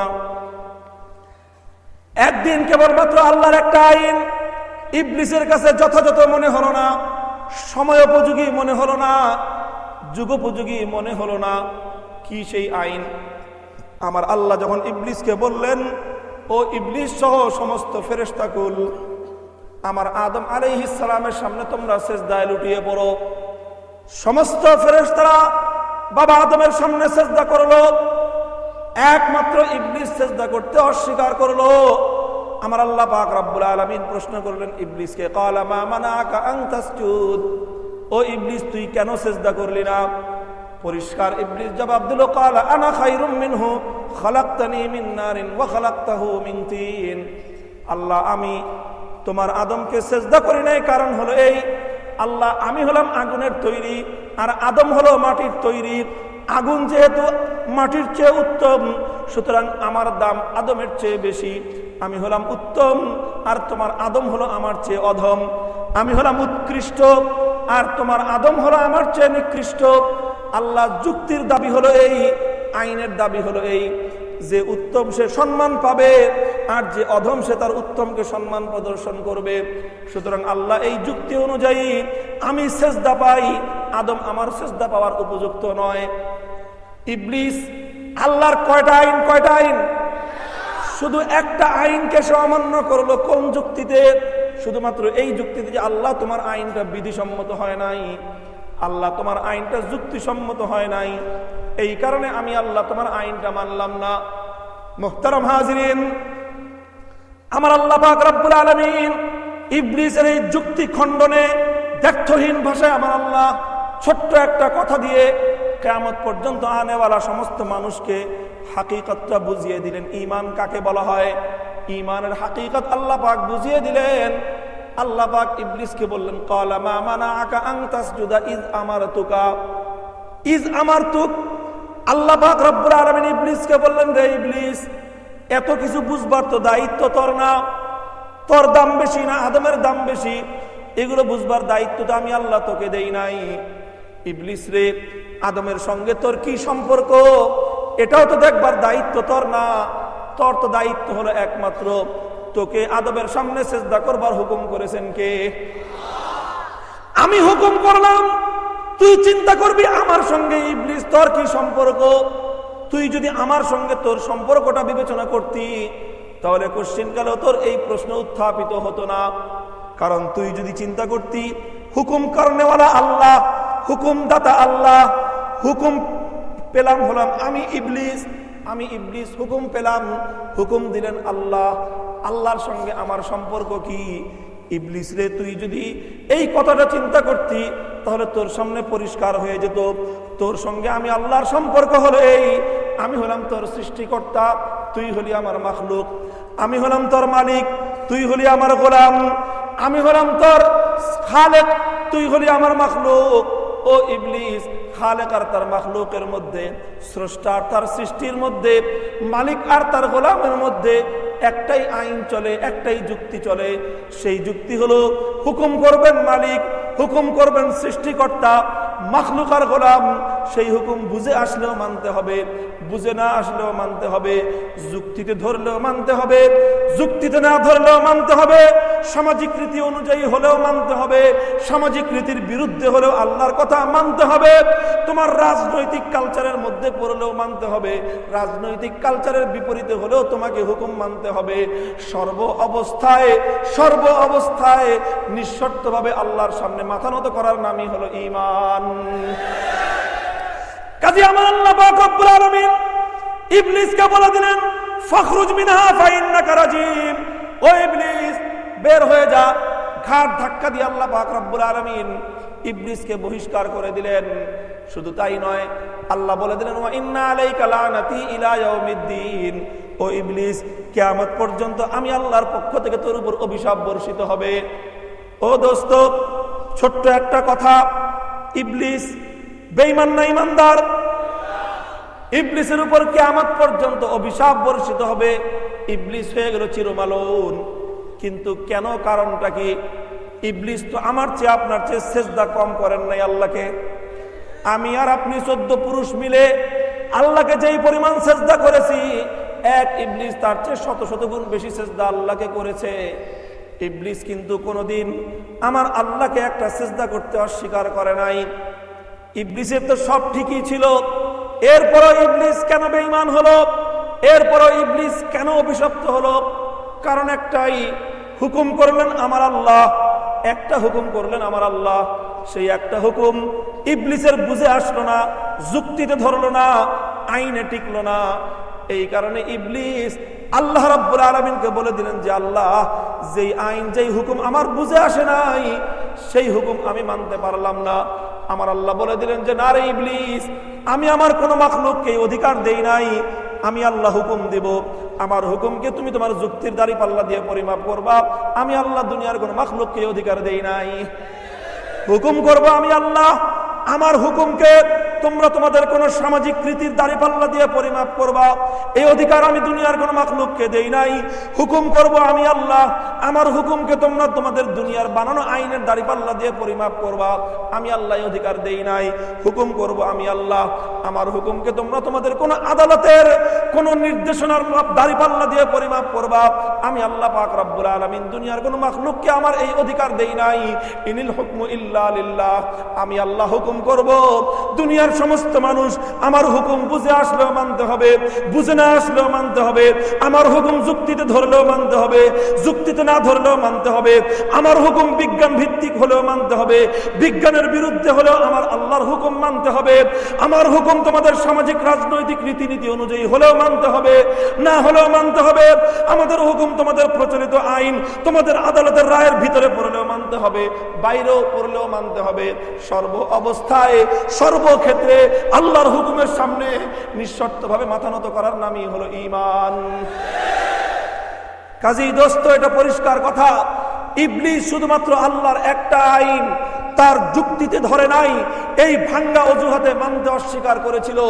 আল্লাহ তাকে বেঈমান সাব্যস্ত করে অভিশপ্ত করে দিলেন। এখন যদি আজকের 21 শতাব্দীতে কোন ব্যক্তি, আমি বা আপনি, এনিহাউ কেউ যদি আল্লাহর কোন আইনের বিরুদ্ধে কোন ধরনের ভাঙ্গা অথবা খোড়া যুক্তি দেখিয়ে আল্লাহর আইনের বিরুদ্ধে কোনো চ্যালেঞ্জ করতে চায়, আমি খোদার কসম খেয়ে বলি, তার ব্যাপারে আমি আর কিছু বলতে পারি আর না পারি, কিন্তু আল্লাহর কোরআন আমাকে এই কথা বলতে বাধ্য করবে। তার মধ্যে আর ইবলিসের মধ্যে চুল পরিমাণ পার্থক্য নাই। আমার আল্লাহ পাক রব্বুল আলামিন বৈষম্যকে আল্লাহ পছন্দ করেন না। তোমার জন্য ইবলিসের জন্য এক আইন, তোমার জন্য আরেক আইন। তুমি কি আল্লাহর খালাতো ভাই? আল্লাহর কোনো খালাতো ভাই নাই, আল্লাহর সঙ্গে কারো অতি বেশি সম্পর্কও নাই। মুহতারাম হাজিরিন, আইন আল্লাহর সকলের জন্য এক সমান। ওয়ামাল্লাহু বিযাল্লামিল লিল আবিদ। কাজী ইবলিস আল্লাহর একটা আইনকে যুক্তিতে ধরে নাই, এই জন্য মানতে অস্বীকার করেছে। এই জন্য যখন ইবলিস বেঈমান আর অভিশপ্ত হয়েছে, আমি বা আপনি যে কেউ আল্লাহর যে কোনো আইন নিয়ে যুক্তির মানদণ্ড দিয়ে বিচার করবার পর সেটার বিরুদ্ধে প্রশ্ন ছুড়ে মারবো, খোদার কসম খেয়ে বলি, চ্যালেঞ্জ করে বলতে পারবো, হাজার লক্ষ কোটি টাকার বন্ড সই দিয়ে চ্যালেঞ্জ করে বলবো, সর্বসম্মত ফতোয়া হলো তার বিরুদ্ধে। যে ব্যক্তি আল্লাহর কোন আইনের বিরুদ্ধে প্রশ্ন করবে, চ্যালেঞ্জ ছুড়ে দিবে, সেই ব্যক্তি দুনিয়াতে আর কিছু হতে পারে, বেঈমান বেঈমান, তার জানাজা পড়া হারাম। মুহতারাম হাজিরিন, এতক্ষণ পর্যন্ত তাত্ত্বিক কথা বললাম, সর্বশেষ একটা বাস্তব দৃষ্টান্তের আলোকে আল্লাহর আইনের মান্যতার ব্যাপারটাকে স্পষ্ট প্রমাণ করে দিয়ে আমি আমার আলোচনা শেষ করতেছি। ছোট্ট একটা দৃষ্টান্ত আনবো আল্লাহর কোরআন থেকে। পবিত্র কোরআনে পাকের সূরাতুল আহজাবের মধ্যে আমার আল্লাহ পাক রব্বুল আলামিন মানুষকে লক্ষ্য করে একটা বিধান দিয়েছেন। আল্লাহ বলেছেন, ইয়া আইয়ুহান নবী কুল্লি আজওয়াজিকা ওয়া বানাতিকা ওয়া নিসাইল মুমিনিন ইউদনিনা আলাইহিন্না মিন জালাবিবিহিন যালিকা আদনা আন ইউরাফনা ফালা ইউযাইন ওয়া কানা আল্লাহু গফুরার রহিমা। আল্লাহ বললেন, ওগো আমার পয়গম্বর, আপনার মেয়েদেরকে, আপনার স্ত্রীদেরকে, আপনার কন্যাদেরকে এবং জগতের तमाम মুমিন নারীদেরকে আপনি বলে দিন, তারা যখন ঘরের বাইরে কোনো প্রয়োজনে বের হবে, পর পুরুষের সামনে যখন তারা যাবে, তখন তারা যেন তাদের শরীরকে হিজাবের দ্বারা, কাপড়ের দ্বারা, বোরকা ইত্যাদির দ্বারা আবৃত করে তারপরে যেন তারা পর পুরুষের সামনে যায়। এটা আমি আল্লাহ ইউদনিনা, আমার সমস্ত মুমিন নারীদের জন্য বাধ্যতামূলক করে দিলাম। মুমিন নারীদের জন্য পর্দা করা বাধ্যতামূলক করেছেন কে? শুধু আল্লাহ বাধ্যতামূলক করেই ছেড়ে দেন নাই, আল্লাহ পাক রব্বুল আলামিন মানুষের মধ্যে যারা ঘাটতারা রক্তারা আছে এদেরকে সহজে বুঝায় দেওয়ার জন্য, এরা যেন কেউ আবার বেঈমান হয়ে না যায়, এই জন্য আল্লাহ পাক সঙ্গে সঙ্গে অতি স্নেহ এবং মমতাময়ী হয়ে, দয়া পরবশ হয়ে আল্লাহ পাক পর্দা করার উপকারিতাটাও বলে দিলেন। আল্লাহ বললেন, যদি কেউ পর্দা করে তাহলে তার দুই উপকারিতা। কয় উপকারিতা? দুইটা উপকারিতা। এক নম্বর উপকারিতা হলো ওয়া কানা আল্লাহু গফুরার রহিমা, পর্দা করলে আল্লাহ পাক রব্বুল আলামিন আখিরাতে তোমাকে মাফ করে দিবেন, তোমার উপর বিশেষ দয়ার করুণা বর্ষণ করবেন। আরেকটা উপকারিতা আল্লাহর কোরআন বলল, যালিকা আদনা আন ইউরাফনা ফালা ইউযাইন। ও দুনিয়ার মুমিন নারীরা, যারা পর্দা করবা এতে বোঝা যাবে, আল্লাহর কোরআন বলতেছে, সূরাতুল আহজাব বলতেছে, যালিকা আদনা আন ইউরাফনা, বোঝা যাবে তুমি পর্দা করলে তুমি একজন সম্ভ্রান্ত নারী, তুমি পর্দা করলে বোঝা যাবে তুমি এক চরিত্রবান নারী, তুমি পর্দা করলে বোঝা যাবে তুমি সতী সাধবী নারী, তুমি পর্দা করলে বোঝা যাবে তুমি আত্মমর্যাদা সম্পন্ন এক নারী। সুতরাং ফালা ইউযাইন, আল্লাহর কোরআন দায়িত্ব গ্রহণ করতেছে, পবিত্র কোরআন জিম্মাদারি গ্রহণ করতেছে। আল্লাহর কোরআনের বিধান, হিজাবের বিধান মেনে কিয়ামত পর্যন্ত যত মুমিন নারী তার জীবন যাপন করবে, আল্লাহর কোরআন 1400 বছর আগে দায়িত্ব গ্রহণ করেছে। সত্যিকার অর্থে পর্দানসীন কোন নারী কিয়ামত পর্যন্ত রাস্তাঘাটে ইফতিজিং এর শিকার হবে না। দুই যুক্তি আল্লাহ বলে দিলেন।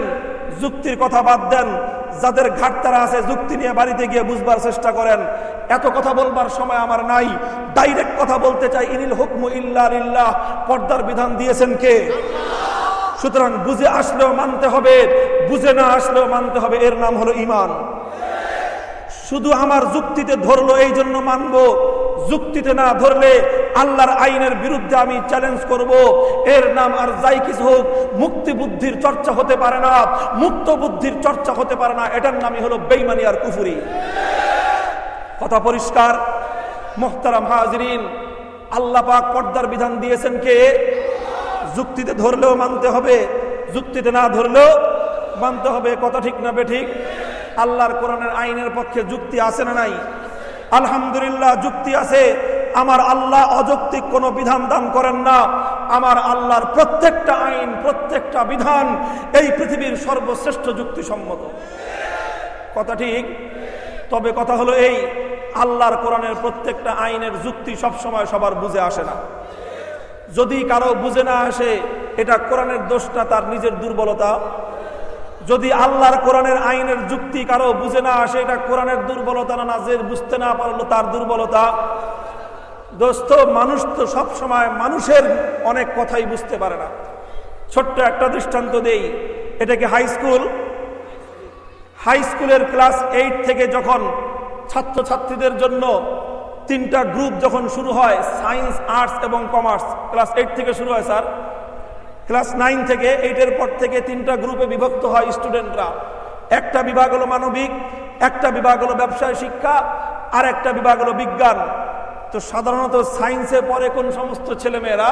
যাদের মেধা সবচেয়ে দুর্বল, না সবচেয়ে ভালো যারা। কিন্তু দুনিয়ার অনেক বাবা মাই জন্ম হওয়ার আগেই, বিয়ে করার আগেই স্বপ্ন দেখে, বিয়ে যখন করব, আমার যখন সন্তান জন্ম নিবে, তখন সেই সন্তানকে আমি ডাক্তার বানাবো। কথা ঠিক? অনেক আগের তার স্বপ্ন, সময় মতো বিয়ে করলো, সন্তান হলো, সন্তান হওয়ার পর থেকে বাবার স্বপ্ন একটাই, ডাক্তার বানাবে তার সন্তানকে। স্কুলে ভর্তি করছে, স্কুলে ভর্তি করবার পর মাশাল্লাহ, বাবা তো মাশাল্লাহ এলাকার চেয়ারম্যান হওয়ার বদৌলতে তিনি ম্যানেজিং কমিটিরও সভাপতি স্কুলের। কিন্তু আল্লাহর ভাগ, আল্লাহর তাকসিম, ছেলেটা হলো একেবারে সম্পূর্ণ ডামিস। ডামিস বুঝেন? ডামিস মানে হলো ক্লাসের মধ্যে 50 জন ছাত্র, সে হলো 1 নম্বর পিছন দিক থেকে। অর্থাৎ কয় নম্বরে? 50 নম্বরে হলো তার রোল নম্বর। প্রত্যেকটা পরীক্ষায় ডবল ডাব্বা মারে, মানে 2টা বড় বড় ঘোড়ার ডিম পায়। এই হলো ছাত্রের পড়ালেখার কোয়ালিটি। কিন্তু বাবা হলো ম্যানেজিং কমিটির সভাপতি, বাবার খুঁটির জোরে প্রতি বছর 1 ক্লাসের পরে 1 ক্লাস তার প্রমোশন হয়। পৌঁছতে পৌঁছতে ক্লাস 8 পর্যন্ত পাশ করলো, এখন ক্লাস 9-এ ভর্তি করবে। বাবার স্বপ্ন কি বানাবে? এখন স্কুলের স্যাররা বলে যে, ম্যানেজিং কমিটির সভাপতি সাহেব, আপনার ছেলের যেই মেধা, ও তো সায়েন্স বুঝবে না। বলে যে সায়েন্স বুঝুক আর না বুঝুক, ডাক্তার তোর বানাইতেই হবে, কারণ এই সায়েন্সের গ্রুপে ভর্তি করেন। এখন সভাপতি সাহেবের ওয়ার্ডারে সায়েন্সের গ্রুপে ভর্তি করা হয়ে গেল তাকে। সায়েন্সের ক্লাস যখন শুরু হবে, স্বাভাবিকভাবেই সায়েন্সের মধ্যে ম্যাথমেটিক্স থাকবে, শুধু ম্যাথমেটিক্স নয় বরং হায়ার ম্যাথ থাকবে, শুধু গণিত নয় বরং উচ্চতর গণিত থাকবে, শুধু পাটিগণিত থাকবে না বরং বীজগণিতই শুরু হবে এখান থেকে। কথা ঠিক? প্রথম দিন যখন বীজগণিতের টিচার আসলেন, প্রথম দিন বীজগণিতের টিচার এসেই তো তার পড়ালেখা শুরুই হবে a² + b² দিয়ে। দ্বিতীয় দিনের তার সবক হবে a² - b²। তৃতীয় দিন তার সবক হবে a + b²। চতুর্থ দিন তার সবক হবে a + b3। ঠিক আছে কথা? এইভাবে একটার পরে একটা বীজগণিতের সূত্রগুলো যখন আসবে, তখন এলাকার যারা চৌকস, স্কুলের যারা খুব মেধাবী ছাত্রছাত্রী, তারা ম্যাথমেটিক্সের এই ক্লাসটাকে খুব বেশি এনজয় করবে। তারা অঙ্কের এই ক্লাসটাকে সবচেয়ে বেশি এনজয় করে, সবচেয়ে ভালো বুঝে যারা মেধাবী তারা। কারণ এখানে মুখস্থ করতে হয় না, এখানে মেধার খেলা খেলতে হয়। এই জন্য যার মেধা যত শার্প, সে অঙ্কে, ম্যাথমেটিক্সে সে তত বেশি উন্নতি করে। কথা ঠিক? সমস্ত স্কুলে স্টুডেন্টরা তো খুব মজা করে a + b করতেছে, a² + b², a - b² করতেছে তারা। কিন্তু এই যে চেয়ারম্যান সাহেবের ডবল ডাব্বা মার্কা এই পোলা, ও তো মাথায় দিয়ে প্লাসও ঢুকে না, মাইনাসও ঢুকে না, স্কোয়ার কি জিনিস কিছুই বুঝে না। পরের দিন বাপের কাছে গিয়ে নালিশ করছে, কি এক স্যার আছে অঙ্কের স্যার, খালি প্লাস মাইনাস পড়ায়, আর স্কোয়ার মিস্কোয়ার আমি এগুলো কিছু বুঝি না, এগুলি বাদ দেন আমার স্কুল থেকে। বাপে আইসা স্কুলের ম্যানেজিং কমিটির মিটিং ডাকছে, দেখে অর্ডার জারি করতেছে যে আমাদের স্কুলের সায়েন্সের বিভাগ থেকে ম্যাথমেটিক্সের এই সাবজেক্টটা বাদ দিতে হবে। কেন বাদ দিতে হবে? বলে যে আমার ছেলে, আমার সোনার সন্তান এত ম্যাথমেটিক্স বুঝে না, অঙ্ক বুঝে না। এলাকার মানুষরা কি বলেন? ম্যানেজিং কমিটির সভাপতি সাহেবের সিদ্ধান্তের সাথে এলাকার সকল শিক্ষিত সুশীল মানুষ একমত। কেন একমত না? পরিষ্কার কথা, আপনাদের জবাব হবে কি, চেয়ারম্যান সাহেব আপনার ছেলে অঙ্ক বুঝে না, এই জন্য আপনি আমাদের এলাকার স্কুলের সায়েন্সের ডিপার্টমেন্ট থেকে অঙ্ক বাদ দিয়ে দিবেন, তাহলে আমাদের এলাকায় কোনো সন্তান ডাক্তারি পড়াশোনা করতে পারবে না, আমাদের এলাকায় কোনো ইঞ্জিনিয়ার সন্তান জন্ম নিবে না। কাজেই ইঞ্জিনিয়ার এবং ডাক্তার হতে হলে, সায়েন্স পড়তে হলে তাদেরকে ম্যাথমেটিক্স এবং হায়ার ম্যাথ, বীজগণিতের সূত্রগুলো তাদেরকে পড়তে হবে। সমস্যা আপনার সন্তান বুঝে না, তাহলে আপনার সন্তানকে আপনি সায়েন্সে ভর্তি করছেন কেন? ওরে এই সায়েন্স পড়া লাভ নাই, ওরে আপনি পলিটিক্যাল সায়েন্স পড়ান। বুঝেন নাই? ওরে কোন সায়েন্স পড়াইবেন?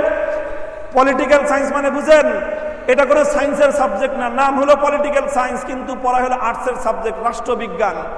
রাষ্ট্রবিজ্ঞান তো এক সময় ছিল, এখন আর এটা রাষ্ট্রবিজ্ঞান নাই, এখন এটা হয়ে গেছে পলিটিক্স। এখন এটা পলিটিক্যাল সায়েন্স নাই, এখন এটা হয়ে গেছে পলিটিক্স। পলিটিক্স কি জিনিস? আল্লামা নুরুল ইসলাম অলিপুরি দামাত বারাকাতুহুমুল্লাহ আলিয়ার ভাষায় বলতে হয় টিক্সের উপর টিক্স, এর নাম হলো পলিটিক্স। কাজেই এই টিক্সের উপর টিক্স করতে হলে আর পলিটিক্স করান, পলিটিক্স করাইতে হলে বর্তমান সময়ে আপনার ছেলের কোনো পড়াশোনা লাগবে না, কোনো ডিগ্রি ডুগ্রি লাগবে না, কিচ্ছু লাগবে না, কলম ধরা শিখতে হবে না। আপনার ছেলেকে ভালো করে অস্ত্রবাজি শিখান, পিস্তল চালানো শিখান, আপনার ছেলে পলিটিক্সের মধ্যে শাইন করতে পারবে। কথা পরিষ্কার? মাইন্ড করবেন? আরে সত্য কথা এটাই।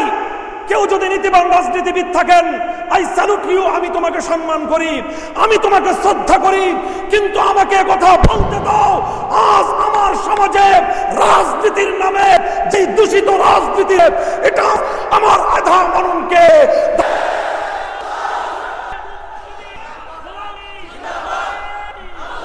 আজকে আমার চলিত দুর্গন্ধময় ক্ষমতার পূজার এই রাজনীতি আজ আমার গোটা স্বাধীন বাংলার 44 বছরের ইতিহাসের জন্য কলঙ্ক হয়ে দাঁড়িয়েছে। বিজয়ের মাস ডিসেম্বরের শেষ প্রান্তে এসে বলতে চাই, 1971-এ লাখো মা বোনের রক্ত এই দূষিত রাজনীতি করবার জন্য দেশটাকে স্বাধীন করে নাই। 1971-এর 9 মাসের মুক্তির সংগ্রামে শহীদ মুক্তিযোদ্ধাদের আত্মদান রাজনীতির মাধ্যমে গোটা দেশের মানুষের জীবনকে নিয়ে চিনিমিনি খেলবার জন্য স্বাধীন করা হয় না। কাজেই যদি স্বাধীনতার প্রতি আমাদের রাজনীতিবিদদের সম্মান থাকে, তাহলে স্বাধীনতায় আত্মদানকারী শহীদ মুক্তিযোদ্ধাদের জীবনের প্রতি সম্মান প্রদর্শন করে প্রতি দুর্গন্ধময় ক্ষমতার টিক্সের রাজনীতি বাদ দিয়ে দেশ এবং জাতি গঠনের রাজনীতিতে নিয়োগ করুন, আত্মনিয়োগ। রাজনীতিতে মেধাবীদেরকে স্থান করে দিন, রাজনীতিতে সৎ চরিত্রবান হওয়ার চেষ্টা করেন।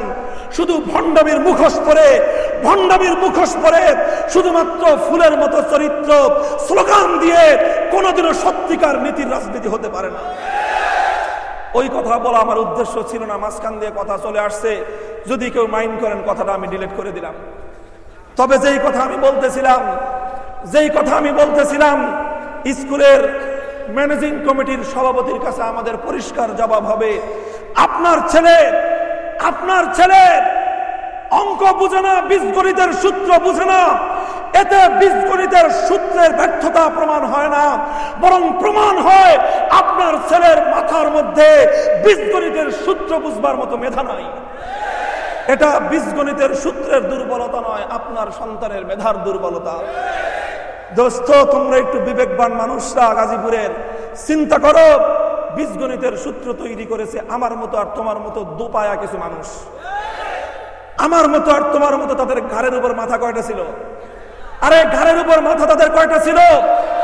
ঘাড়ের উপর এক মাথাওয়ালা, 2 পাওয়ালা আমার আর তোমার মতো কিছু জন্তু মানে মানুষ আর কি, প্রাণী। জন্তু মানে কি? খারাপ মনে করবেন না, প্রাণী। আমরা সবাই কি? তো আমার মতো আর তোমার মতো 2 পাওয়ালা, 1 মাথাওয়ালা কিছু প্রাণী, তারাই তো বীজগণিতের সূত্র আবিষ্কার করেছে। মানুষের সূত্র আর একজন মানুষ বুঝতে পারলো না, এতে সূত্রের ব্যর্থতা প্রমাণ হলো না, বরং যেই মানুষ না বুঝলো এতে তার মেধার দুর্বলতা যদি প্রমাণ হয়। খোদার কসম খেয়ে বলি, আমার আল্লাহর কোরআনে পাকের মধ্যে হিজাবের যে বিধানের সূত্র দিয়েছেন, এই পর্দার বিধানের সূত্র দুনিয়ার কোনো মানুষ দেয় নাই। পর্দার বিধানের সূত্র দিয়েছেন মানুষের সৃষ্টিকর্তা আল্লাহ। সুতরাং আল্লাহ যেই সূত্র দিলেন, আল্লাহ দেওয়া হিজাবের বিধানের সূত্র যদি কোনো ব্যক্তির বুঝে না আসে, দায়িত্বহীন ভাষায় বলতে পারি, মানুষের সূত্র না বুঝলে যদি মেধার দুর্বলতা প্রমাণ হয়, আমার আল্লাহর সূত্র যারা বুঝতে না পারবে, দুনিয়ার মানুষ তোমাকে বুদ্ধিজীবী বলতে পারে, আমি চ্যালেঞ্জ করে বলতে পারি, ওপেন মাথা সার্জারি করো, তোর মাথায় গরুর গোবর ছাড়া কিছুই পাওয়া যাবে না। যারা আল্লাহর কোরআনের সূত্র বুঝতে না পারে, আমি এটা দায়িত্বহীন ভাবে বলবো, এটা উৎকৃষ্ট প্রমাণ, আসমান আর জমিনের মধ্যে সর্বশ্রেষ্ঠ প্রমাণ হলো এই, ওর মাথার মধ্যে গরুর গোবর আছে। ল্যাবরেটরিতে নিয়ে পরীক্ষা করো, পয়সা লাগে আমি দিব। আমার বাবা অনেক টাকা পয়সা রেখে গেছে আলহামদুলিল্লাহ। যতগুলো বুদ্ধিজীবী এরকম আছে খোদার কোরআনের আইনের বিরুদ্ধে যুক্তির ভাঙ্গা যুক্তির অবতারণা করে, আল্লাহর কোরআনের হিজাবের বিরুদ্ধে যারা মুখে কথা বলে, ও দোস্ত আমি চ্যালেঞ্জ করে বলতে পারি, সার্জারি, এদের মাথা ওপেন করে সার্জারি করলে আর দীর্ঘ গবেষণা করলে মাথার মধ্যে গোবরের অস্তিত্ব খুঁজে পাওয়া যাবে। আর শেষ কথাটা বলতে চাই, দোস্ত, গোবরওয়ালা মাথা নিয়ে দুনিয়ার মানুষের জিন্দগিতে শান্তি কায়েম করা যায় না। সমাজে শান্তি আনতে হলে আল্লাহ তৈরি করা এমন কিছু ব্রেন, এমন কিছু মেধার মানুষ দরকার, যেই মেধার মধ্যে রাত দিন 24 ঘন্টা আমার আল্লাহর জিকিরের আওয়াজ গুঞ্জরিত হয়। এমন কিছু মেধার দরকার যাদের মেধাগুলো আল্লাহর কোরআনের আয়াত আর পবিত্র কোরআনের ছত্রছায়ায় যে মেধাগুলো গড়ে উঠেছে, সেই মেধার শাসন কায়েম করো, কোরআনী মেধার শাসন কায়েম করো। আমি পরিষ্কার বলতে চাই এবং চ্যালেঞ্জ করে বলতে চাই, আল্লাহর জমিন থেকে অশান্তি দূর হয়ে যাবে। কথা পরিষ্কার? মুহতারাম হাজিরিন, আর একটা কথা তো না বললেই না, আজ সারা দুনিয়া অশান্তির আগুনে জ্বলে পুড়ে ছারখার। শুধু আমরা গরিব বাংলাদেশ না, পৃথিবীর সুপার পাওয়ার আমেরিকা, গত 1 মাসও হয় নাই, 1 মাস আগে আমেরিকার রাষ্ট্রীয়ভাবে একটা সার্কুলার জারি করা হয়েছে বিশ্বব্যাপী আমেরিকান নাগরিকদের উদ্দেশ্যে। কি সার্কুলার? তারা বলেছে, আমেরিকান নাগরিক, পৃথিবীর যেখানেই থাকো তোমাদের কোনো নিরাপত্তা নাই। কথাটা ঠিক? সারা দুনিয়াতে কোথাও আমেরিকার নাগরিকদের কি নাই? নিরাপত্তা নাই। আমেরিকার পরে পৃথিবীর আরেকটা সুপার পাওয়ার ফ্রান্স পৃথিবীর 5 বড় শয়তানের এক শয়তান। পৃথিবীতে 5 বড় মোড়ল সাজছে, 5টা বড় মোড়ল আছে, আমেরিকা, রাশিয়া, ফ্রান্স, ব্রিটেন আর চায়না। এই 5 বড় মোড়ল, তারা কয় আমরা হলাম পৃথিবীর 5 বড় ভাই আর তোরা সব ছোট ভাই। আর আসমান আর জমিনের নিচে সব আল্লাহর মাখলুক, কোন বড় ভাই সুলভ আচরণ আমরা মানি না। সুপার পাওয়ারদের জুলুমের আইনকে ভঙ্গ করবার জন্য গরিব ঐক্যবদ্ধ হও। সেই সুপার পাওয়ার ফ্রান্সের রাজধানী প্যারিসে 3 মাসের জন্য জরুরি অবস্থা। ফ্রান্স সরকার বলতেছে 3 মাস পর্যন্ত আমাদের রাজধানীতে নিরাপত্তা নাই। আমেরিকা বলতেছে সারা দুনিয়ায় ওদের নিরাপত্তা নাই। আমেরিকার ওয়াশিংটন ডিসির হোয়াইট হাউসের মধ্যে দুর্বিদ্ধ প্রাচীর ঘেরা, রাতের অন্ধকারে শান্তির বিছানার মধ্যে যখন প্রেসিডেন্ট বারাক ওবামা ঘুমিয়ে থাকে, রাত 3টার সময় হঠাৎ চিৎকার করে বলে উঠে, আমরা এসে তালেবানে গলা চেপা ধরছে রে। কথা ঠিক? রাত 2টার সময় প্রেসিডেন্ট বুশ 40,000 ফিট উপরে উঠছিল বিমান নিয়ে, কয় লাদেন আমার পিছে ধাওয়া করছে। কোথায় লাদেন তোর পিছে ধাওয়া করলো? লাদেন তো আটলান্টিক মহাসাগরে ভাসতেছে, তোমরা তো মেরে ফেলছো দুনিয়ার সব। মুহতারাম হাজরিন, লাদেন আর তালেবান নিয়ে আমার আলোচনা নয়। আমি বলতে চাই, রাতের অন্ধকারে প্রেসিডেন্ট বারাক ওবামাকে যে গলা চেপে ধরে তোমার ওয়াশিংটন ডিসির হোয়াইট হাউসের মধ্যে তালেবান কেন? তালেবানের বাপের যাওয়ার কোনো সাধ্য নাই। তাহলে ঘুমের মধ্যে তোমাকে গলা চেপে ধরলো কে? ও দোস্ত, এটা কোন শক্তি? আস্তে দাঁড়ান, আল্লাহর কাছে আরো পরে জমিনে আরো হিসাব আছে। আমি তো পরিষ্কার বলতে চাই, ও আমেরিকা, অত্যাচারী জালিম আমেরিকা, বছরের পর বছর আফগানিস্তানে যে লক্ষ লক্ষ নিরপরাধ মানুষের রক্ত দিয়ে তোমার হাত রঞ্জিত হয়েছে, ইরাকের বাগদাদ, তিকরিত আর কুফা, বসরার পবিত্র মাটিগুলোতে তোমাদের অত্যাচারে আল্লাহর জমিন রঞ্জিত হয়েছে। ফুরাতের নদীর পানি এখন আর সেই সাদা নাই। ফুরাতের নদীর পানি মুসলমানদের বুকের তাজা তপ্ত খুনে আজ লাল হয়ে গেছে। মিশরের লাল নীল দরিয়া এখন আর নীল নাই, মিশরের নীল দরিয়া লাল দরিয়ায় রূপান্তরিত হয়েছে। আমাদের লিবিয়া শান্তির লিবিয়া নাই, জ্বলন্ত আগুনে পুড়ে ছারখার করেছো। সারা দুনিয়ায় নিরীহ নিরপরাধ মানুষকে খুন করে তুমি শান্তির ঘুম ঘুমাইবা। আমার আল্লাহর নিয়ম, আমার আল্লাহর 1000 বছরের আল্লাহর অভ্যাস এবং আল্লাহর অলঙ্ঘনীয় নীতি হলো এই, যে জালিম যার হাত মজলুমের রক্তে রঞ্জিত হয়, মজলুম তোরে ধাওয়া করতে হবে না। মজলুম তো কবরে পৌঁছতেছে, মজলুমের এই নিরপরাধ রক্ত তোকে তোর কবর পর্যন্ত ধাওয়া করে ফিরবে। আমেরিকা, সারা দুনিয়ায় আজ তোমাদের নিরাপত্তাহীনতা, কারণ তোমাদের হাত নিরীহ মুসলিম মানুষের রক্তে রঞ্জিত।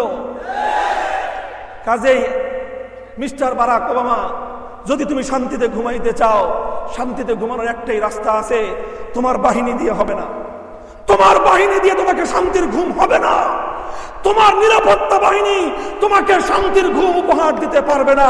শান্তির ঘুম যদি ঘুমাতে চাও, তোমার হাত নিরীহ মানুষের পবিত্র রক্ত থেকে ধুয়ে পরিষ্কার করো। বিশ্ব মুসলমানদের কাছে নিঃশর্ত ক্ষমা প্রার্থনা করো। ইরাক, আফগানিস্তান, লিবিয়া, মধ্যপ্রাচ্য থেকে তোমার জালিম বাহিনীকে প্রত্যাহার করো। মুসলমানদেরকে শান্তিতে থাকতে দাও, তুমিও শান্তিতে থাকতে পারবা। একই কথা, আজ সারা দুনিয়ায় অশান্তির অনলে পুরে ছারখার। সারা দুনিয়া আজকে জাহান্নামের আগুনে পুরে ছারখার। আমি চ্যালেঞ্জ করে বলতে পারি, এই আগুন নিবানোর ক্ষমতা আমেরিকার নাই, এই আগুন নিবানোর ক্ষমতা রাশিয়ার নাই, এই আগুন নিবানোর ক্ষমতা জর্জ ওয়াশিংটন আর আব্রাহাম লিঙ্কনদের গণতন্ত্রের কাছে নাই। এই আগুন নিবানোর ক্ষমতা কার্ল মার্কস, মাও জেদুং, লেনিনদের সমাজতন্ত্রের কাছে নাই। এই আগুন নিবানোর ক্ষমতা সোনার মদিনার আল্লাহর পয়গম্বরের পবিত্র কোরআনের কাছে আছে, কোরআনের কাছে আছে।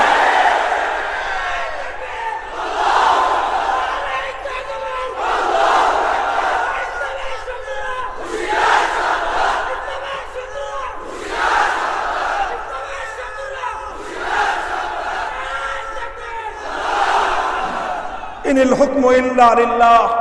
আমার আলোচনার শুরু ছিল এই কথা, আলোচনার সমাপ্ত করব এই কথা। শুধু ওয়াজ শোনা এটা কানের মজার জন্য নয়, এটা মুখের মজার জন্য নয়। আর সুন্দর দৃশ্য দেখে তৃপ্ত হবেন যে হাজার হাজার জনতা এসেছে। আমাদের মাহফিল কামিয়াব শুধুমাত্র চোখ, কান আর মুখের শান্তির জন্য মাহফিল নয়, পবিত্র কোরআনের মাহফিল অন্তরকে আলোকিত করবার জন্যে। নিজেদের অন্তর থেকে মানব রচিত সমস্ত তন্ত্র মন্ত্র অন্ধকার দূর করো। আজকের আধুনিক যুগের জাহিলিয়াতকে নিজের দিল থেকে বের করে, ও মুসলমান, নিজেদের অন্তরগুলোকে আল্লাহর কোরআনের দ্বারা আলোকিত করে আল্লাহর জমিনে কোরআনের রাজ করবার শপথ গ্রহণ করতে হবে। কারা কারা রাজি আছো? হাত তুলে খোদার দরবারে শপথ করো।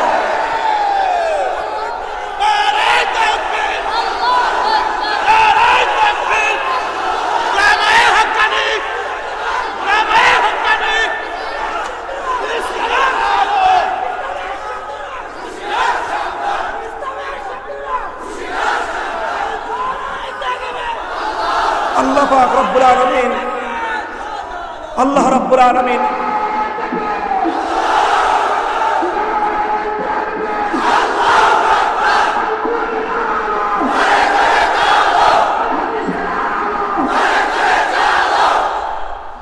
আল্লাহ পাক রব্বুল আলামিন আপনাদের এই জজবা, এই প্রেরণা এবং এই শপথকে আল্লাহ কবুল করুন। আমাদের সকলকে আল্লাহ পাক তার কোরআনের জন্য জীবন উৎসর্গ করবার, কোরআনের আলোয় আমাদের জীবনকে আলোকিত করে সুন্দর একটি জাতি, সুন্দর একটি সমাজ গঠন করবার সৈনিক হিসেবে আল্লাহ পাক কবুল করেন। আল্লাহ পাক এই গোটা অঞ্চলকে কোরআনের নূর দ্বারা আলোকিত করে দেন। ওয়া আখিরু দাওয়ানা আলহামদুলিল্লাহি রাব্বিল আলামিন। আসসালামু আলাইকুম ওয়া রাহমাতুল্লাহ। আলহামদুলিল্লাহ। আজকে মুনাজাত পরিচালনা করবেন